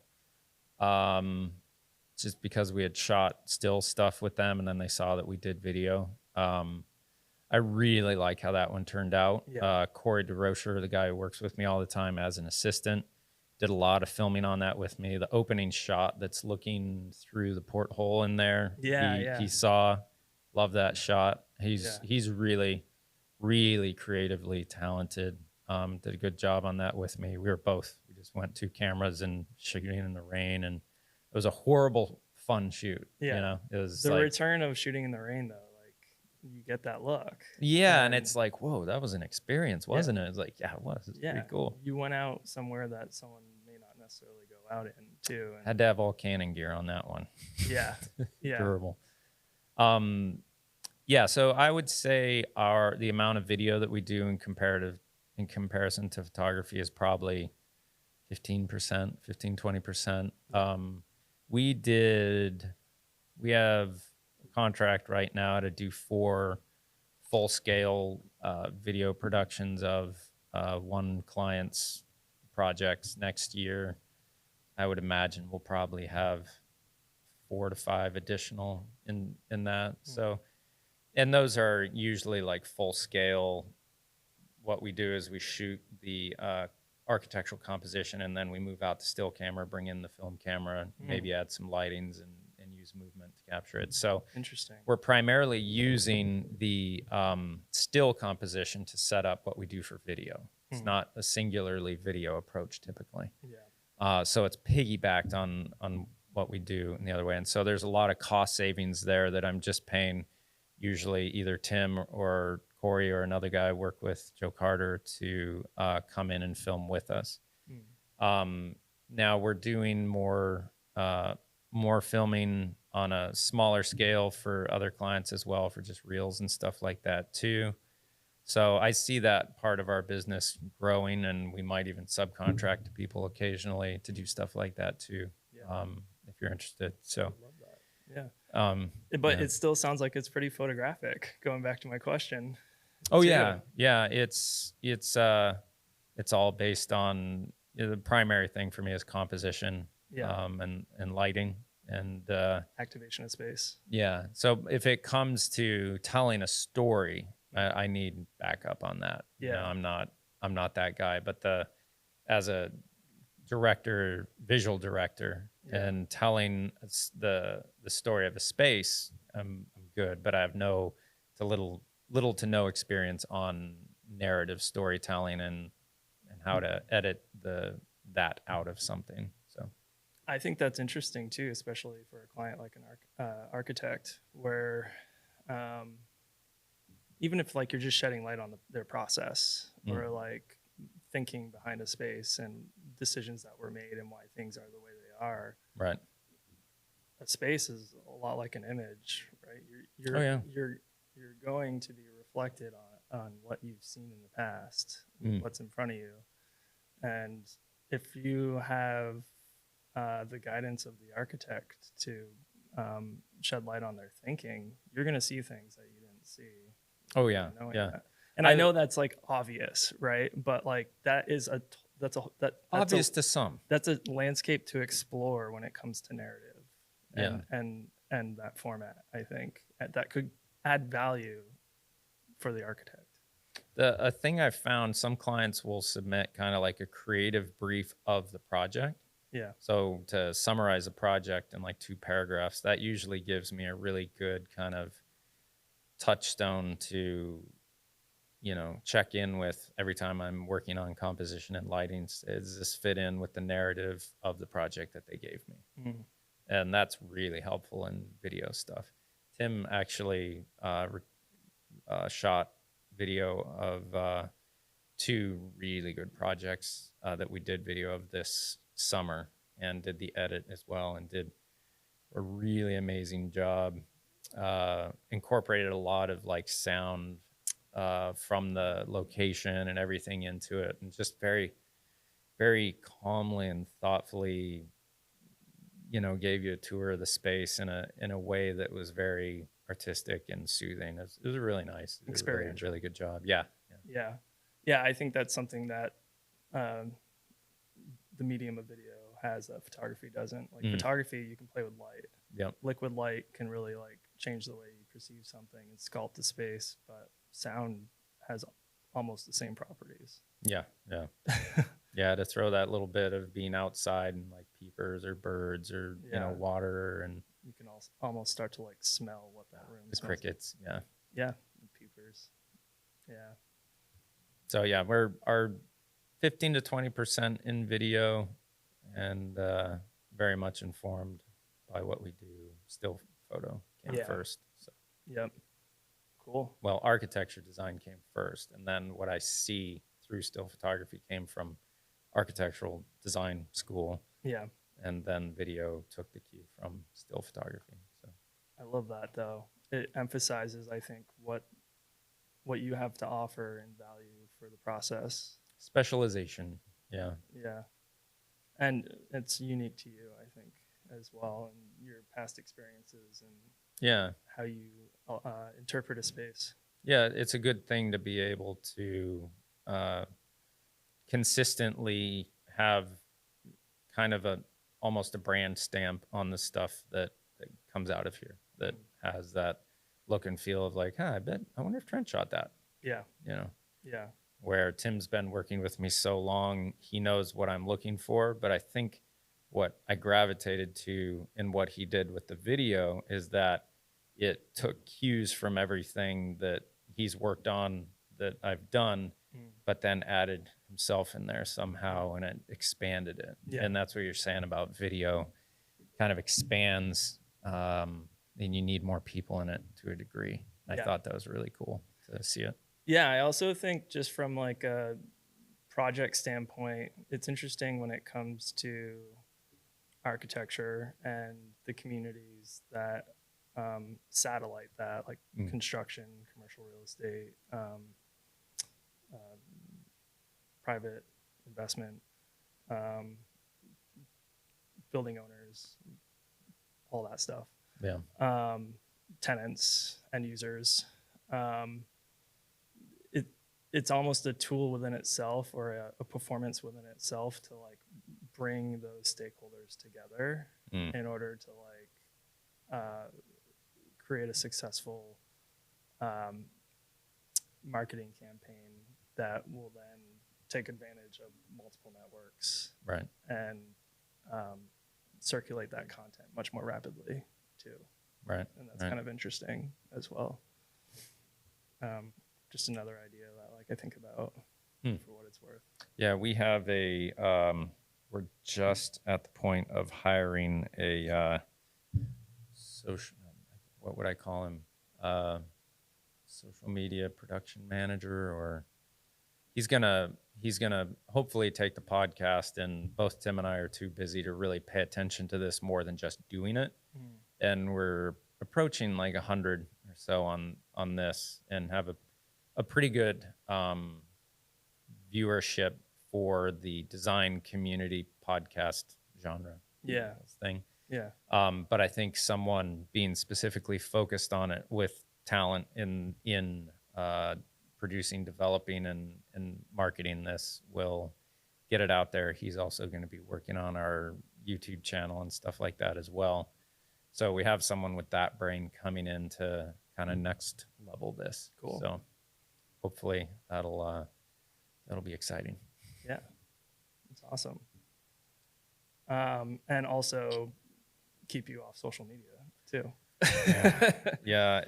The hard part for me isn't my involvement with social media. The hard part for me is my consumption of social media. Like if I get into reels, I don't get out. Yeah. It's like someone's got to hit me with a bat to put it down, and it's just all these little bits of information.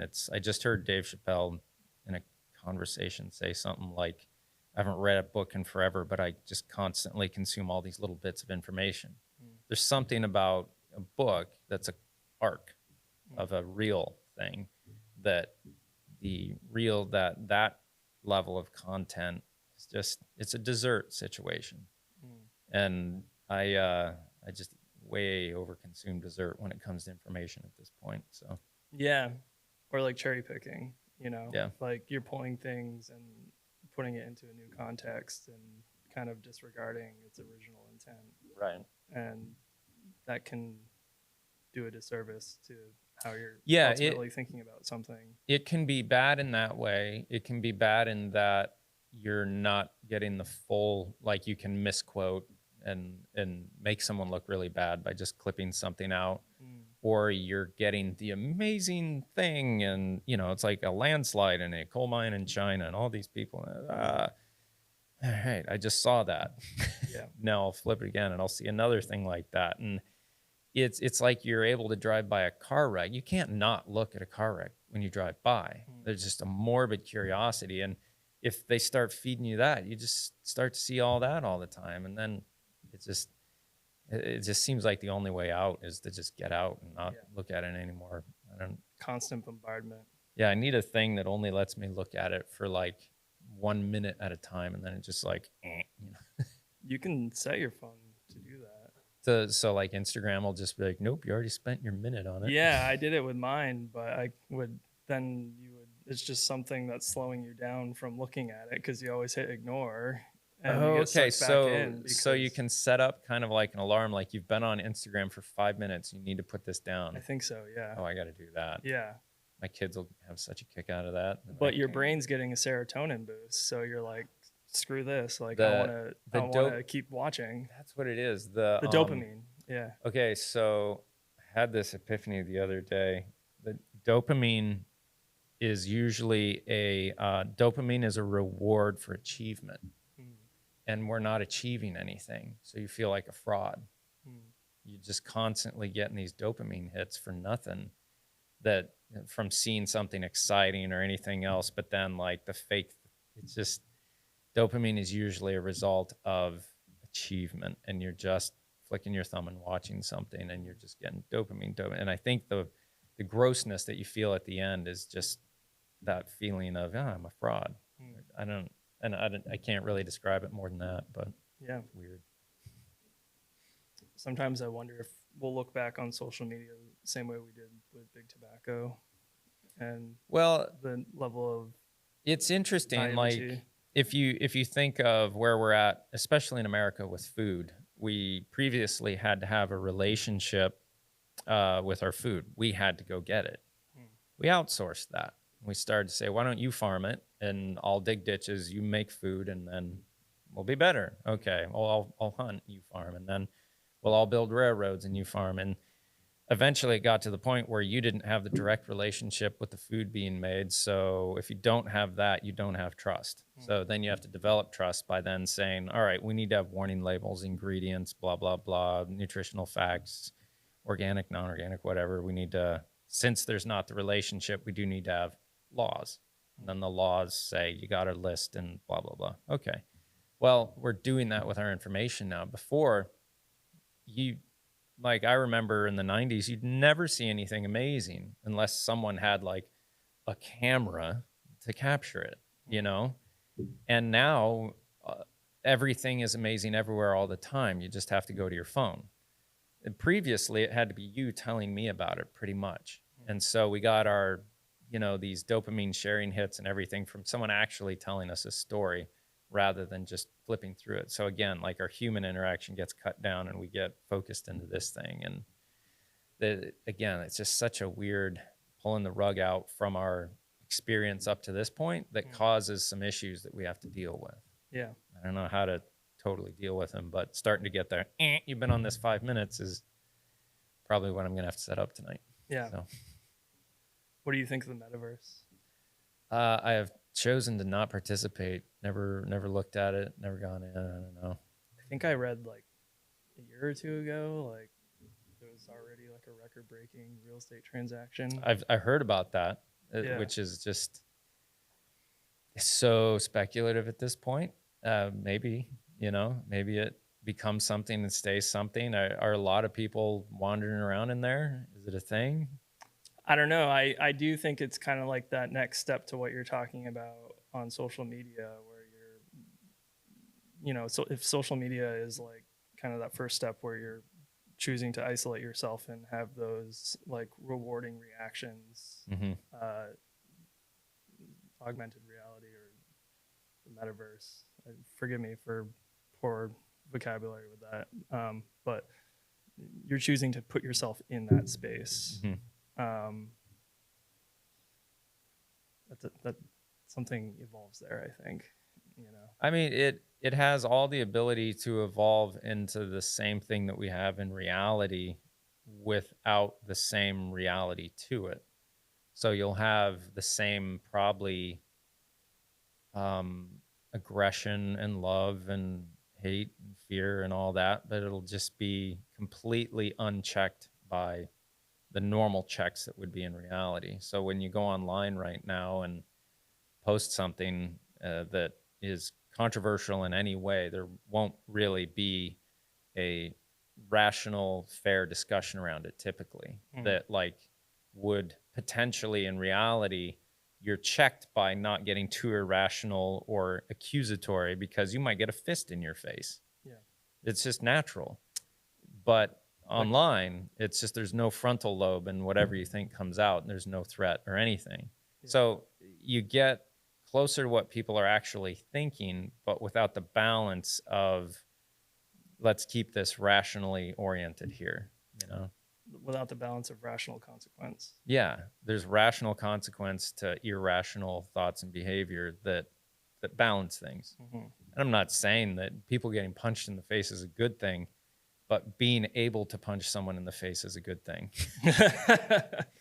Not necessarily punching them in the face. It's not cut and dried easy at this point. And we're working through it, you know? Yeah. Hopefully we'll figure it out before it figures us out. So We'll see. we shall see. Yeah. It's just throw AI in the mix, and that's a rapidly AI is a increasing savior curve. or a destroyer of worlds. I don't know. It's so like I have a lot of ideas that would incorporate AI in a very positive way. And I think it has such potential. It's just more so the people behind it. I think that because you have to understand, like, there's within us, we hold our emotions, which are very, very valuable, but you can't allow yourself to make decisions being submersed in them. You need to use your intellect, rationality, and reason and your ideology that you subscribe to help make decisions that go into the world with being informed by your emotions. Now, AI is something that we've translated as almost a math problem into a language model that has all the rationality and reason to it, but doesn't really seem to have the emotional side to it. We have emotions, so we call it artificial intelligence because it doesn't have the complete thing. Now, what if the logic and rationality is the stereotypically masculine side of an equation, where the feminine side of an equation would be more emotionally based? Now, I'm not saying that only men are rational and only women are emotional. What I'm saying is that 60% of the time, men will be more rational than women, and 40% of the time, women will be more rational than men. That's what that means. And on the other end, you'll have 60% of the time in this field, these women will be more, stereotypically open, emotional, and 40% of the time, men will be more that way. It's just a generalization that proves itself out in statistical analysis of psychological traits. Now, we call artificial intelligence this thing, but we see it devoid of this other, the feminine side of it, the more emotional side of it. I think the feminine side of AI is actually there, and we don't really conceive it yet. The feminine side of it is the connectivity, the relationship that it has through the internet, that it pulls its ideas, So it's underrepresented. take. I don't think the feminine side is far more complex and relationally based to be able, and it's harder to identify. That's why we have this struggle of even being able to say what is a woman in this current context. That's the right wing kind of line that they throw into the foxhole to like, haha, deal with that. It's a trite way of kind of poking a bear, but there's a truth in it that says like, well, define it. Well, it's hard to define because it is more experientially based in its understanding. Mm. And I am far more feminine in my intelligence and how I get through the world than masculine. I've had to build ration, logic, and reason very intentionally in the last 10 years to deal with this much more present emotional side that I have that can be very hard to deal with for me. And in doing that, I find a good balance. I can be effective, and I can be more effective in my relationships and my life and everything else by having those things working together. Just like we as a society work better when the Democrats and the Republicans play nice, and the men and the women play nice, or the men and the men, or the women and the women. However we want to play, it's fine. But there does need to be balance. And if you're going to be all ration and logic, it's not going to be good. If you're going to be all emotion, it's not going to be good. And I think AI pulls its emotional side from the world over what it can sense through the internet. Right now, it's limited up to like 2021, and it supposedly can't have any more information than that. Oh, interesting. Yeah. Yeah. So there's a whole relationship that AI references as a large language model to pull from what it knows through its experience. 2 years of historical context. No, I think everything up to 2021. Oh, I see. Yeah, if you play around with it and you ask it for its opinion or knowledge of anything after 2021, it'll throw that at you like I only have access to information up to a certain date. So yeah. It's a weird thing. But what was the original question? I don't know if I answered. I don't know if I remember anymore. See, that's how someone who's open does these things. Just kind of wanders until something makes sense, and then claims it as an objectification. One of my questions was, how do you navigate fear, stress, and anxiety that arise from projects in the professional environment? I don't have stress and anxiety around professional projects. I have stress and anxiety about continuing to get professional projects. Doing maintaining the projects. A client relationship. Yeah, I guess I could look at it that way. The fear that drives me, the fear that I have to respond to that I can't pretend I don't have, is that I won't get any more work. Do you let those projects, do you let decisions for those projects like hinge on the dependency of that relationship, or like what do you mean by that? Or that fear of that, like wanting to like maintain that relationship? Well, for example, like feeling the need to say yes to everything. Oh yeah, it's as opposed to client pushback.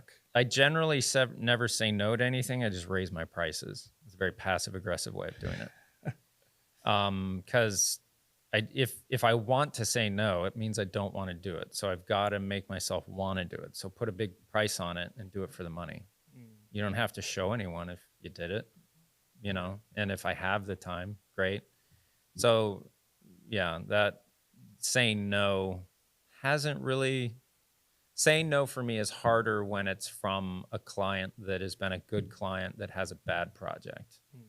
I'll typically say just yes to whatever they want to maintain that client relationship. And because I know where client relationships are beneficial, and I do everything I can to keep my relationship to them beneficial to them, and hope for the same in return.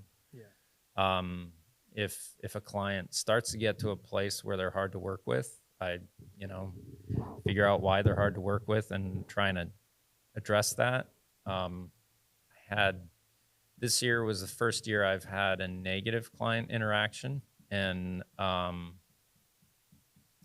don't know that it was all my fault. I think my lack of social awareness to some degree played a part. But at the same time, I think the person that had the issue was a bit of a micromanager, and I could have cloaked my experience a little bit better, maybe to not let them sense that I was not appreciating being micromanaged, or I don't know. Yeah. But there, there'll always be mess ups, and the best you can do is learn from them and to not let it happen again. Um, yeah. How do you communicate with your clients? How often? What forms? At what phases in the project? So where I'm at now, I haven't been looking for new clients probably for the last 5 years. Hmm. Previous to that, I would always print out a new portfolio and go around and meet with as many people as possible. I found for the last 5 years, I've had as much work that I can deal with, period. Hmm. So it would be absurd for me to want more clients, especially at an entry level, because it'd be more likely that if I'm trying to get my foot in the door with a client, that they're going to give me a low end project to start out. I don't want that. So I want to maintain doing the best projects for the best clients. And if I'm getting new clients, I need them to be clients that are even a step above of where I'm currently at, hopefully, or same type of clients with, still their highest end projects. So, Yeah. communication with those clients is mostly just done through scheduling shoots and when we're at shoots. I'm a little hesitant in that I'm trying to move towards this automated scheduling thing, that there will be a little bit less interaction with clients because of that. Yeah, that's interesting. But the scheduling part of that for me has always been pretty unorganized and difficult probably for them to deal with on their end. I'm not sure that they're logging this as like, wow, that was a great interaction with Trent. We need to use him more.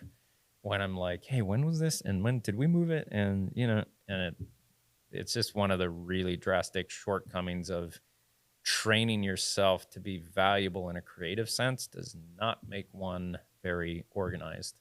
Yeah. So I've really had to work hard on bringing organization up to where it needs to be for working professionally. That's my hard part. So, In terms of discussing like client needs and creative conversations, is that happening in the room while you're taking the images? Is it normal for clients to attend shoots? yeah, the best shoots for me typically have representation from the clients, that they have an idea of what they're looking to see as well. In working with architects, there's usually the marketing person, who, if they're big enough to have an on-staff marketing person, they'll usually have talent to go along with it, that they are talented enough to know what they want to see and can at minimum say, probably not this one. I think that other one was better. Let's shoot that one. Okay, great. Let's go shoot that, and let's work this into being the best it can be. The thing I don't appreciate, and the thing that I would recommend that you avoid, my mistake was just going to any project with no shot list, because then it's infinite amount of possibilities, and that's really hard. I don't do a lot of scouting and precise shot lists ahead of time as much anymore. I generally ask for them to do just general scouting shots so I can get a sense of the space, and then lay out, the 8 to 12 images that you roughly think we should capture. And that's going to usually, if you limit them to around 8 to 12, they'll give you 15. And when you're there, we'll get it back down a little bit. But even in capturing those, just even if it's 8, you'll end up with like 12 to 15 in there somewhere, details, and like, yeah, wow, I didn't see this. Let's get that.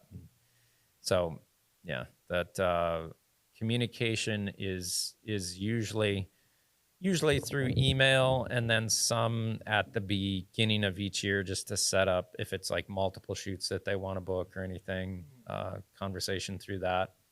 But the other thing I've done is creating this podcast usually gets clients to come through just to talk about individual things that are fun. I don't do well going to mixers with a drink in your hand trying to like, hey, so what'd you do Sunday? Yeah.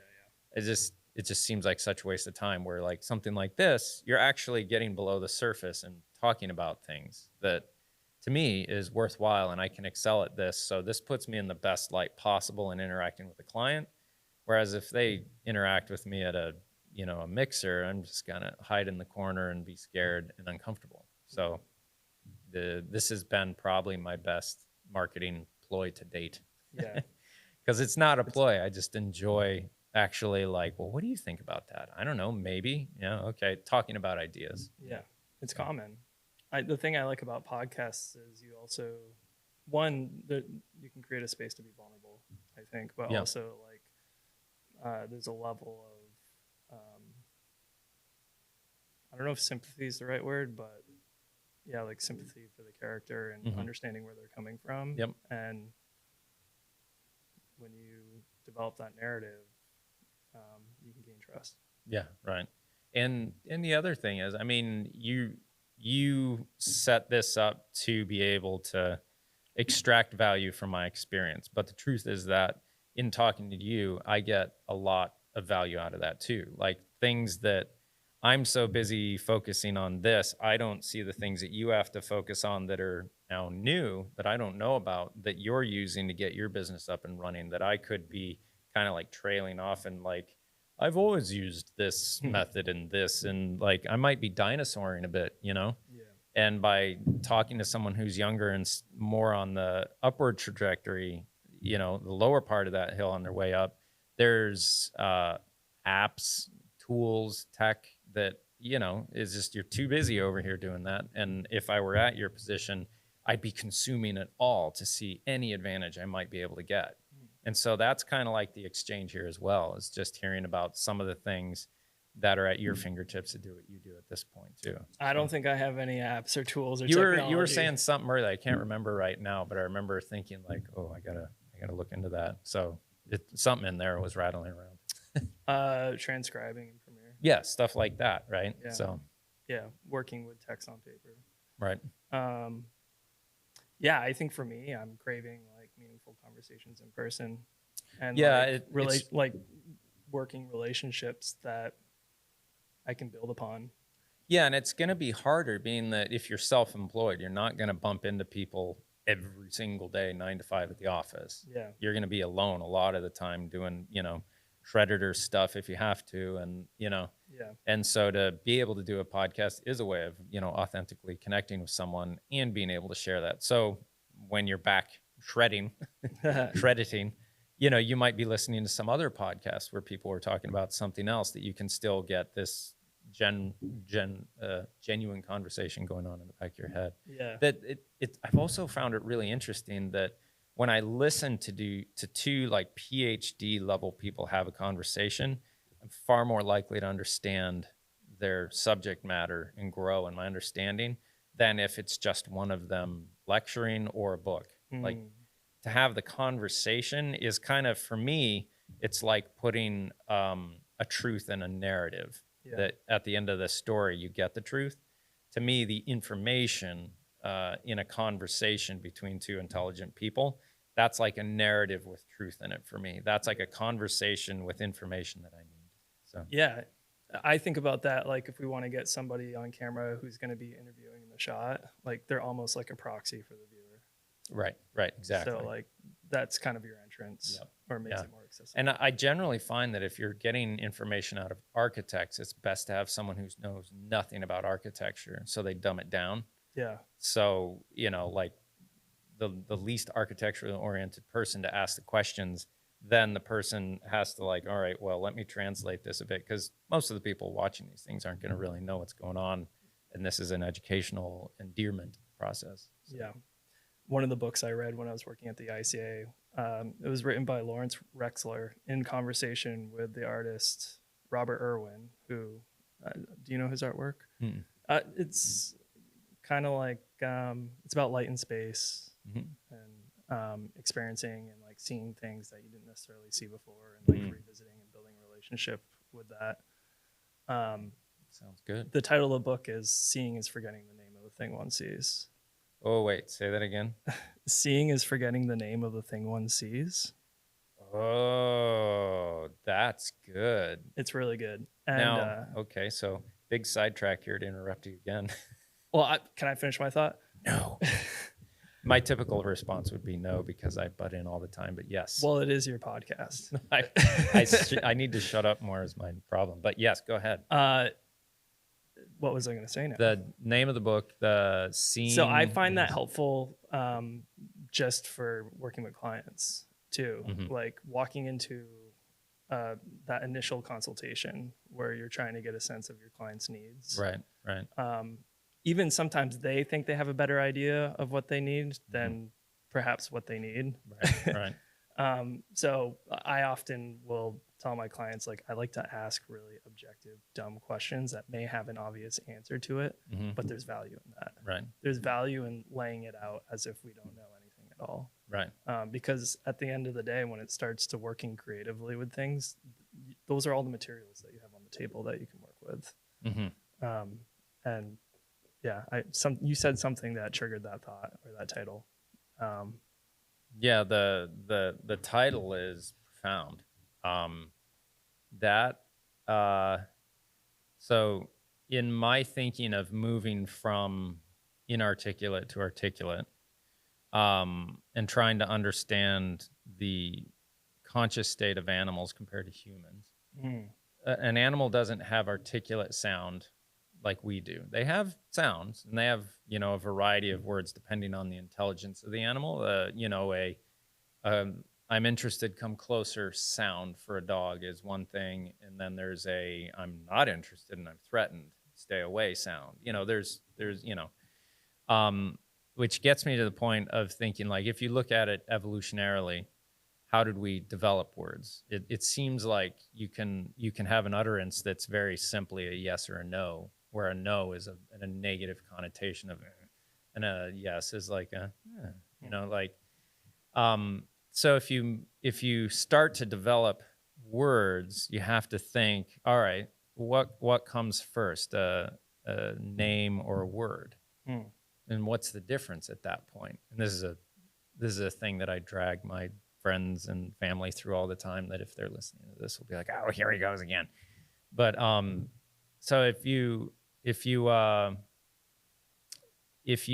have something like yes, if you get to the point where 150 tribe got to the point where they're the first to develop language, you'd have to think yes or no was one of the first words. And I think things start to fall apart after 150 too. They kind of do, yeah.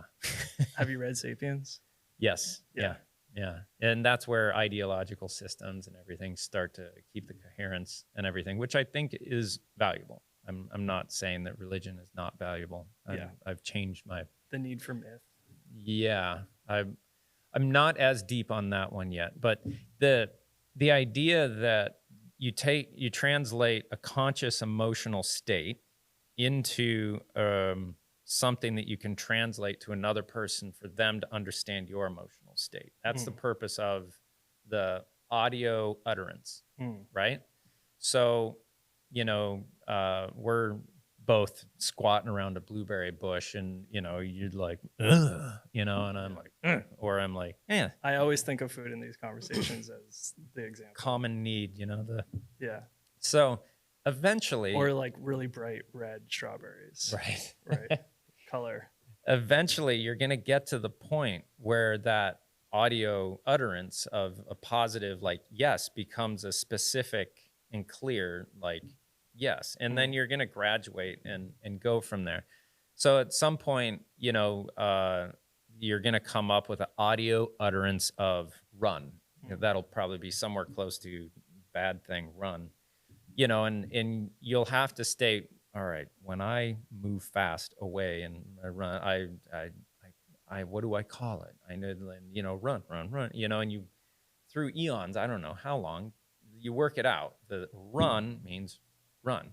So what you've done there is you've translated an emotional state into giving it a name.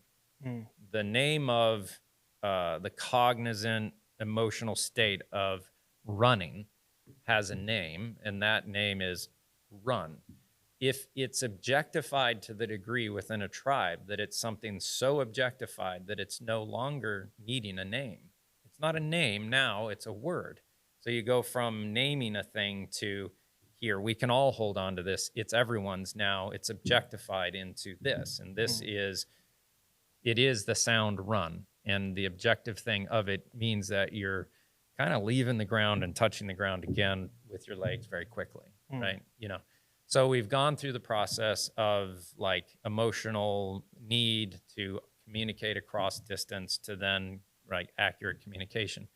The difference between name and word is, I think, name comes first because it has to describe your relationship to the thing being named, right? Running, the act of running is named. And then in that sense, when it becomes objectifiable enough, it's no longer a subjective thing that you kind of experience. You've objectified it to where it's within reach of the whole community, right? So now that we've gone from name to word, it's interesting to me that, you know, why do we still have names? It calls us to something like, what's your name again? Carrie or Kyle? I have to work backwards. So once the word Brad Pitt tells me about all the public stuff that I know about him, but I'd never say I know that person. So I don't really reference Brad Pitt as a name, even though it is a name. But the idea is that if you know Brad Pitt, you can call Brad Pitt by his name. You just call him Brad because you know Brad. If I know Kyle, and Kyle's not a word, it's a name. And Kyle will always be a name because in my experience, consciousness is not deterministic enough to be objectified. And this is why we don't objectify. With our easiest reach for objectification is the objectification of women. Primarily, I think, because men want to objectify. It's their value, is that I can take this experience and I can turn it into something useful. We see the objectification of women as a very negative thing because they are of limitless potential, but we objectify into this very useful thing of making more humans. And that is the thing that, to me, starts to differentiate my thinking towards things that you relate to that require relationship to understand, and those that are already solidified, objectified, and tools that we can use. So if you seek to objectify a woman into a tool that you can use, obviously that's pretty offensive. But if you objectify me into like, that's a photographer that you can use to execute on great images, I love being objectified in that way. It's my nature to objectify me because I feel like a better tool for something, and then I'm more value and I bring more value. But it's a weird thing to look at it. In some senses, it's really, we really don't like it. And then other senses we do.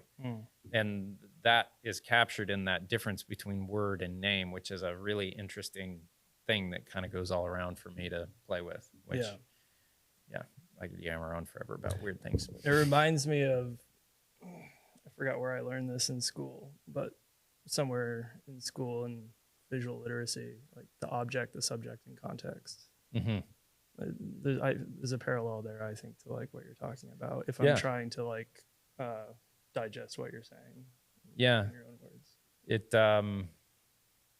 I sometimes think of it in terms of like lens, sensor, and subject. Yeah. And where are you in that? You know, are you the sensor?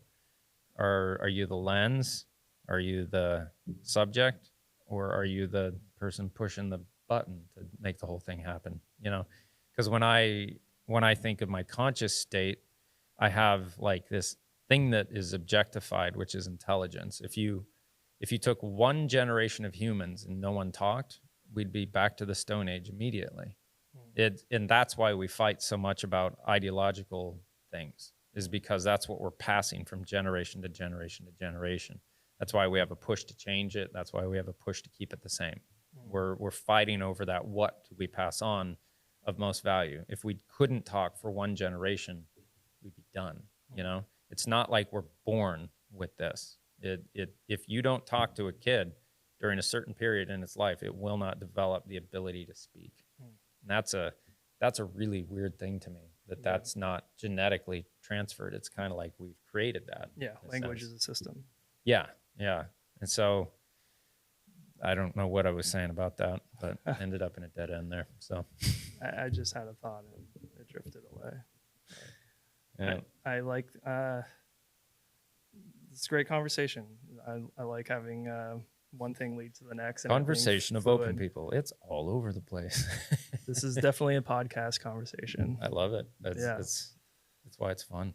Yeah. Yeah. I get it. We've been listening to more podcasts in our house too. My wife really likes Smartless right now. Which one? Smartless. I haven't heard of it. It's got the two guys from Arrested Development. Oh, really? Yeah. Bob blah blah. Not blah blah blah. Bob blah blah blah blah. Yeah. The Never Nude. Tobias Funke. Great show. Funke. Yeah. A show that flopped originally, I think, too, on television. Well, there just wasn't enough intelligent people to watch it. That's the problem. Isn't that a great excuse for why something fails? Well, the rest of you just weren't smart enough. Yeah. I don't know if I have anything left right now. I'm starting to get exhausted. That's fine. That might be a good place to wrap it up. Yeah. So 10 years in Boston, you absorbed a lot. You realized that to continue on this path, and I would agree with you, to marry yourself to an organization that is based in producing aesthetics around people whose primary motivation for those aesthetics are simply driven by financial return is going to leave you in a bad place over time. Yeah. And you'll be a technician. And that would be my critique of your portfolio at this time, is that there is a lot of images in there that feel real estate more than architectural, but I can see the architectural in there. Yeah. I'm like, oh, good. Like, it's like the real estate ones are more informational. Yeah. And that's just how it is. And the architectural ones have more emotion and feeling in them. Yeah. So it's like the more cleanly you can see all the information, the shadows, brought up and the highlights brought down, there's something in there that's like, if I see everything, it's too much. I need to be able to feel this in some way. So by not having all the information, it requires you to engage feeling. I don't know. But that would be my critique, is to push more architectural if that's what you want to get more of. But if you're wanting to go that story route and doing short story and documentary, then your decision is, do you focus on the stuff that doesn't bring you a lot of money right now, but has the longer term emotional return that maybe you could turn that into something that makes a lot of money? Or do you develop that while developing the money-making stuff at the same time, with the risk of the money-making stuff pulling you in and not getting the return you want, but making the money, and then you never achieve this? Yeah. I think that's an accurate description of kind of what's going through my mind at this point. And also glad I could make your problem more bright. And also looking at, what's out there for jobs and stuff like that. And don't get a job. Don't do that. Yeah. Mm-mm. Yeah. There's nothing more insecure, in my opinion, than a job. Yeah. Because then you don't know the storm is coming at that point. Now, it's harder to exist day to day as an entrepreneur, far harder. But it's the training and the situation that you'll find yourself in is far more secure. It will take more out of you, and you'll have to maintain yourself better. But that will mean you'll need to take more time off because you will live in a higher elevated stress level the entire time. But you'll feel more fulfilled from it. But you'll have a hard time just zoning out in the shower and enjoying it. You'll just be thinking, like, what's going to happen next? So that's where I was at. Yeah, I think, there needs to be a pretty significant reward for me to dedicate that amount of time to somebody else's agenda. Point. Especially being a creative, that would be hard. I think at this point I'm in my 30s and I've got this portfolio that's pretty dependent on someone else's business. Right. And I'm going, man, I really wish I had something that I could truly stand by that's my own. Mm-hmm. And so I think, like what you said, the passion projects that influence and chase that creativity, and is a safe space for you to be vulnerable and create work that is following that curiosity, and then maybe trying to grind a little bit, right, building from the portfolio I had into something a bit more meaningful. Right. Yeah, and in many ways I find myself, like, if you're at your age, I was there, and if I'm here, and you'll get, if you stay focused and are talented, which I'm sure you'll get there, you'll get to where I'm at, and then you'll have a second uh, chance that you face this again. Yeah. We're like, well, okay, I did that. Now what do I do? Because like for me, if I continue doing what I'm doing right now, I kind of feel, this is over dramatic, but I feel like I'm rejecting the call of God at that point. To, okay, I established how to make a good amount of money capturing architecture and a day rate, and I can just kick back and enjoy this for the next 20 years, no problem. You know, that I feel like I have more capability than that. And to not engage in that feels like you're just burying money in the ground. Yeah. And there's no real growth. But to try something more than that is very scary, because I've already done something that I've shown will provide well for my family, give me somewhat of a reputation. But then if I try anything more than that, I endanger that, you know? So it's a weird thing where you get to like, all right, just keep your head down and do the machine thing and just ride this into the ground. Yeah. But that feels like, you know, being a chicken, and to some degree of just like, I'm not capable of anything else. Just maintain what you made and bring it in for a landing. And, Yeah. you know, I want to maybe blow it all up again. I don't know. It's there. If it's not interesting, even if it's making money, you know, so I have to somehow figure out how to keep this maintained and this machine going, because it's a good, well-running machine. But if I only ride this thing, I'll put it on cruise control, and it will naturally lose value over time. Yeah. So I have to decide what to do going forward that continues to leave me having a lot of good energy to put into that while doing something more. So the nature of what comes next can't take as much time as this first thing did. It's got to be far more driven from my experience, I guess. I'm just thinking this out currently and realizing things. So, yeah. The one thing I didn't mention that's in the back of my mind that's always kicking around is the interest in art therapy as well. The funny thing for me is that I can never really appreciate art unless I'm in a therapeutic situation. Which, so like when I've gone to marriage counseling and they'll have some bad art on the wall, it's the only time I really get to the point where I'm like, you know what? You know, and I look at it and I start to feel things from it. But it's not until like half an hour later of sitting there in a very contemplative state that I start to get something out of it, you know? Otherwise, I'm just, the drive part of me is just always like, move on. You gotta move. You know, and maybe that's encouraged by the entrepreneurial side, and it makes it hard for me to do that. That's where I found like going and walking around towns that are kind of dying to be really interesting, is that it's polar opposite to what I do professionally, but it takes a very meditative state, a very, very present state, to be able to see the things that are of interest in a non-interesting setting, right? That you'd typically just look right past.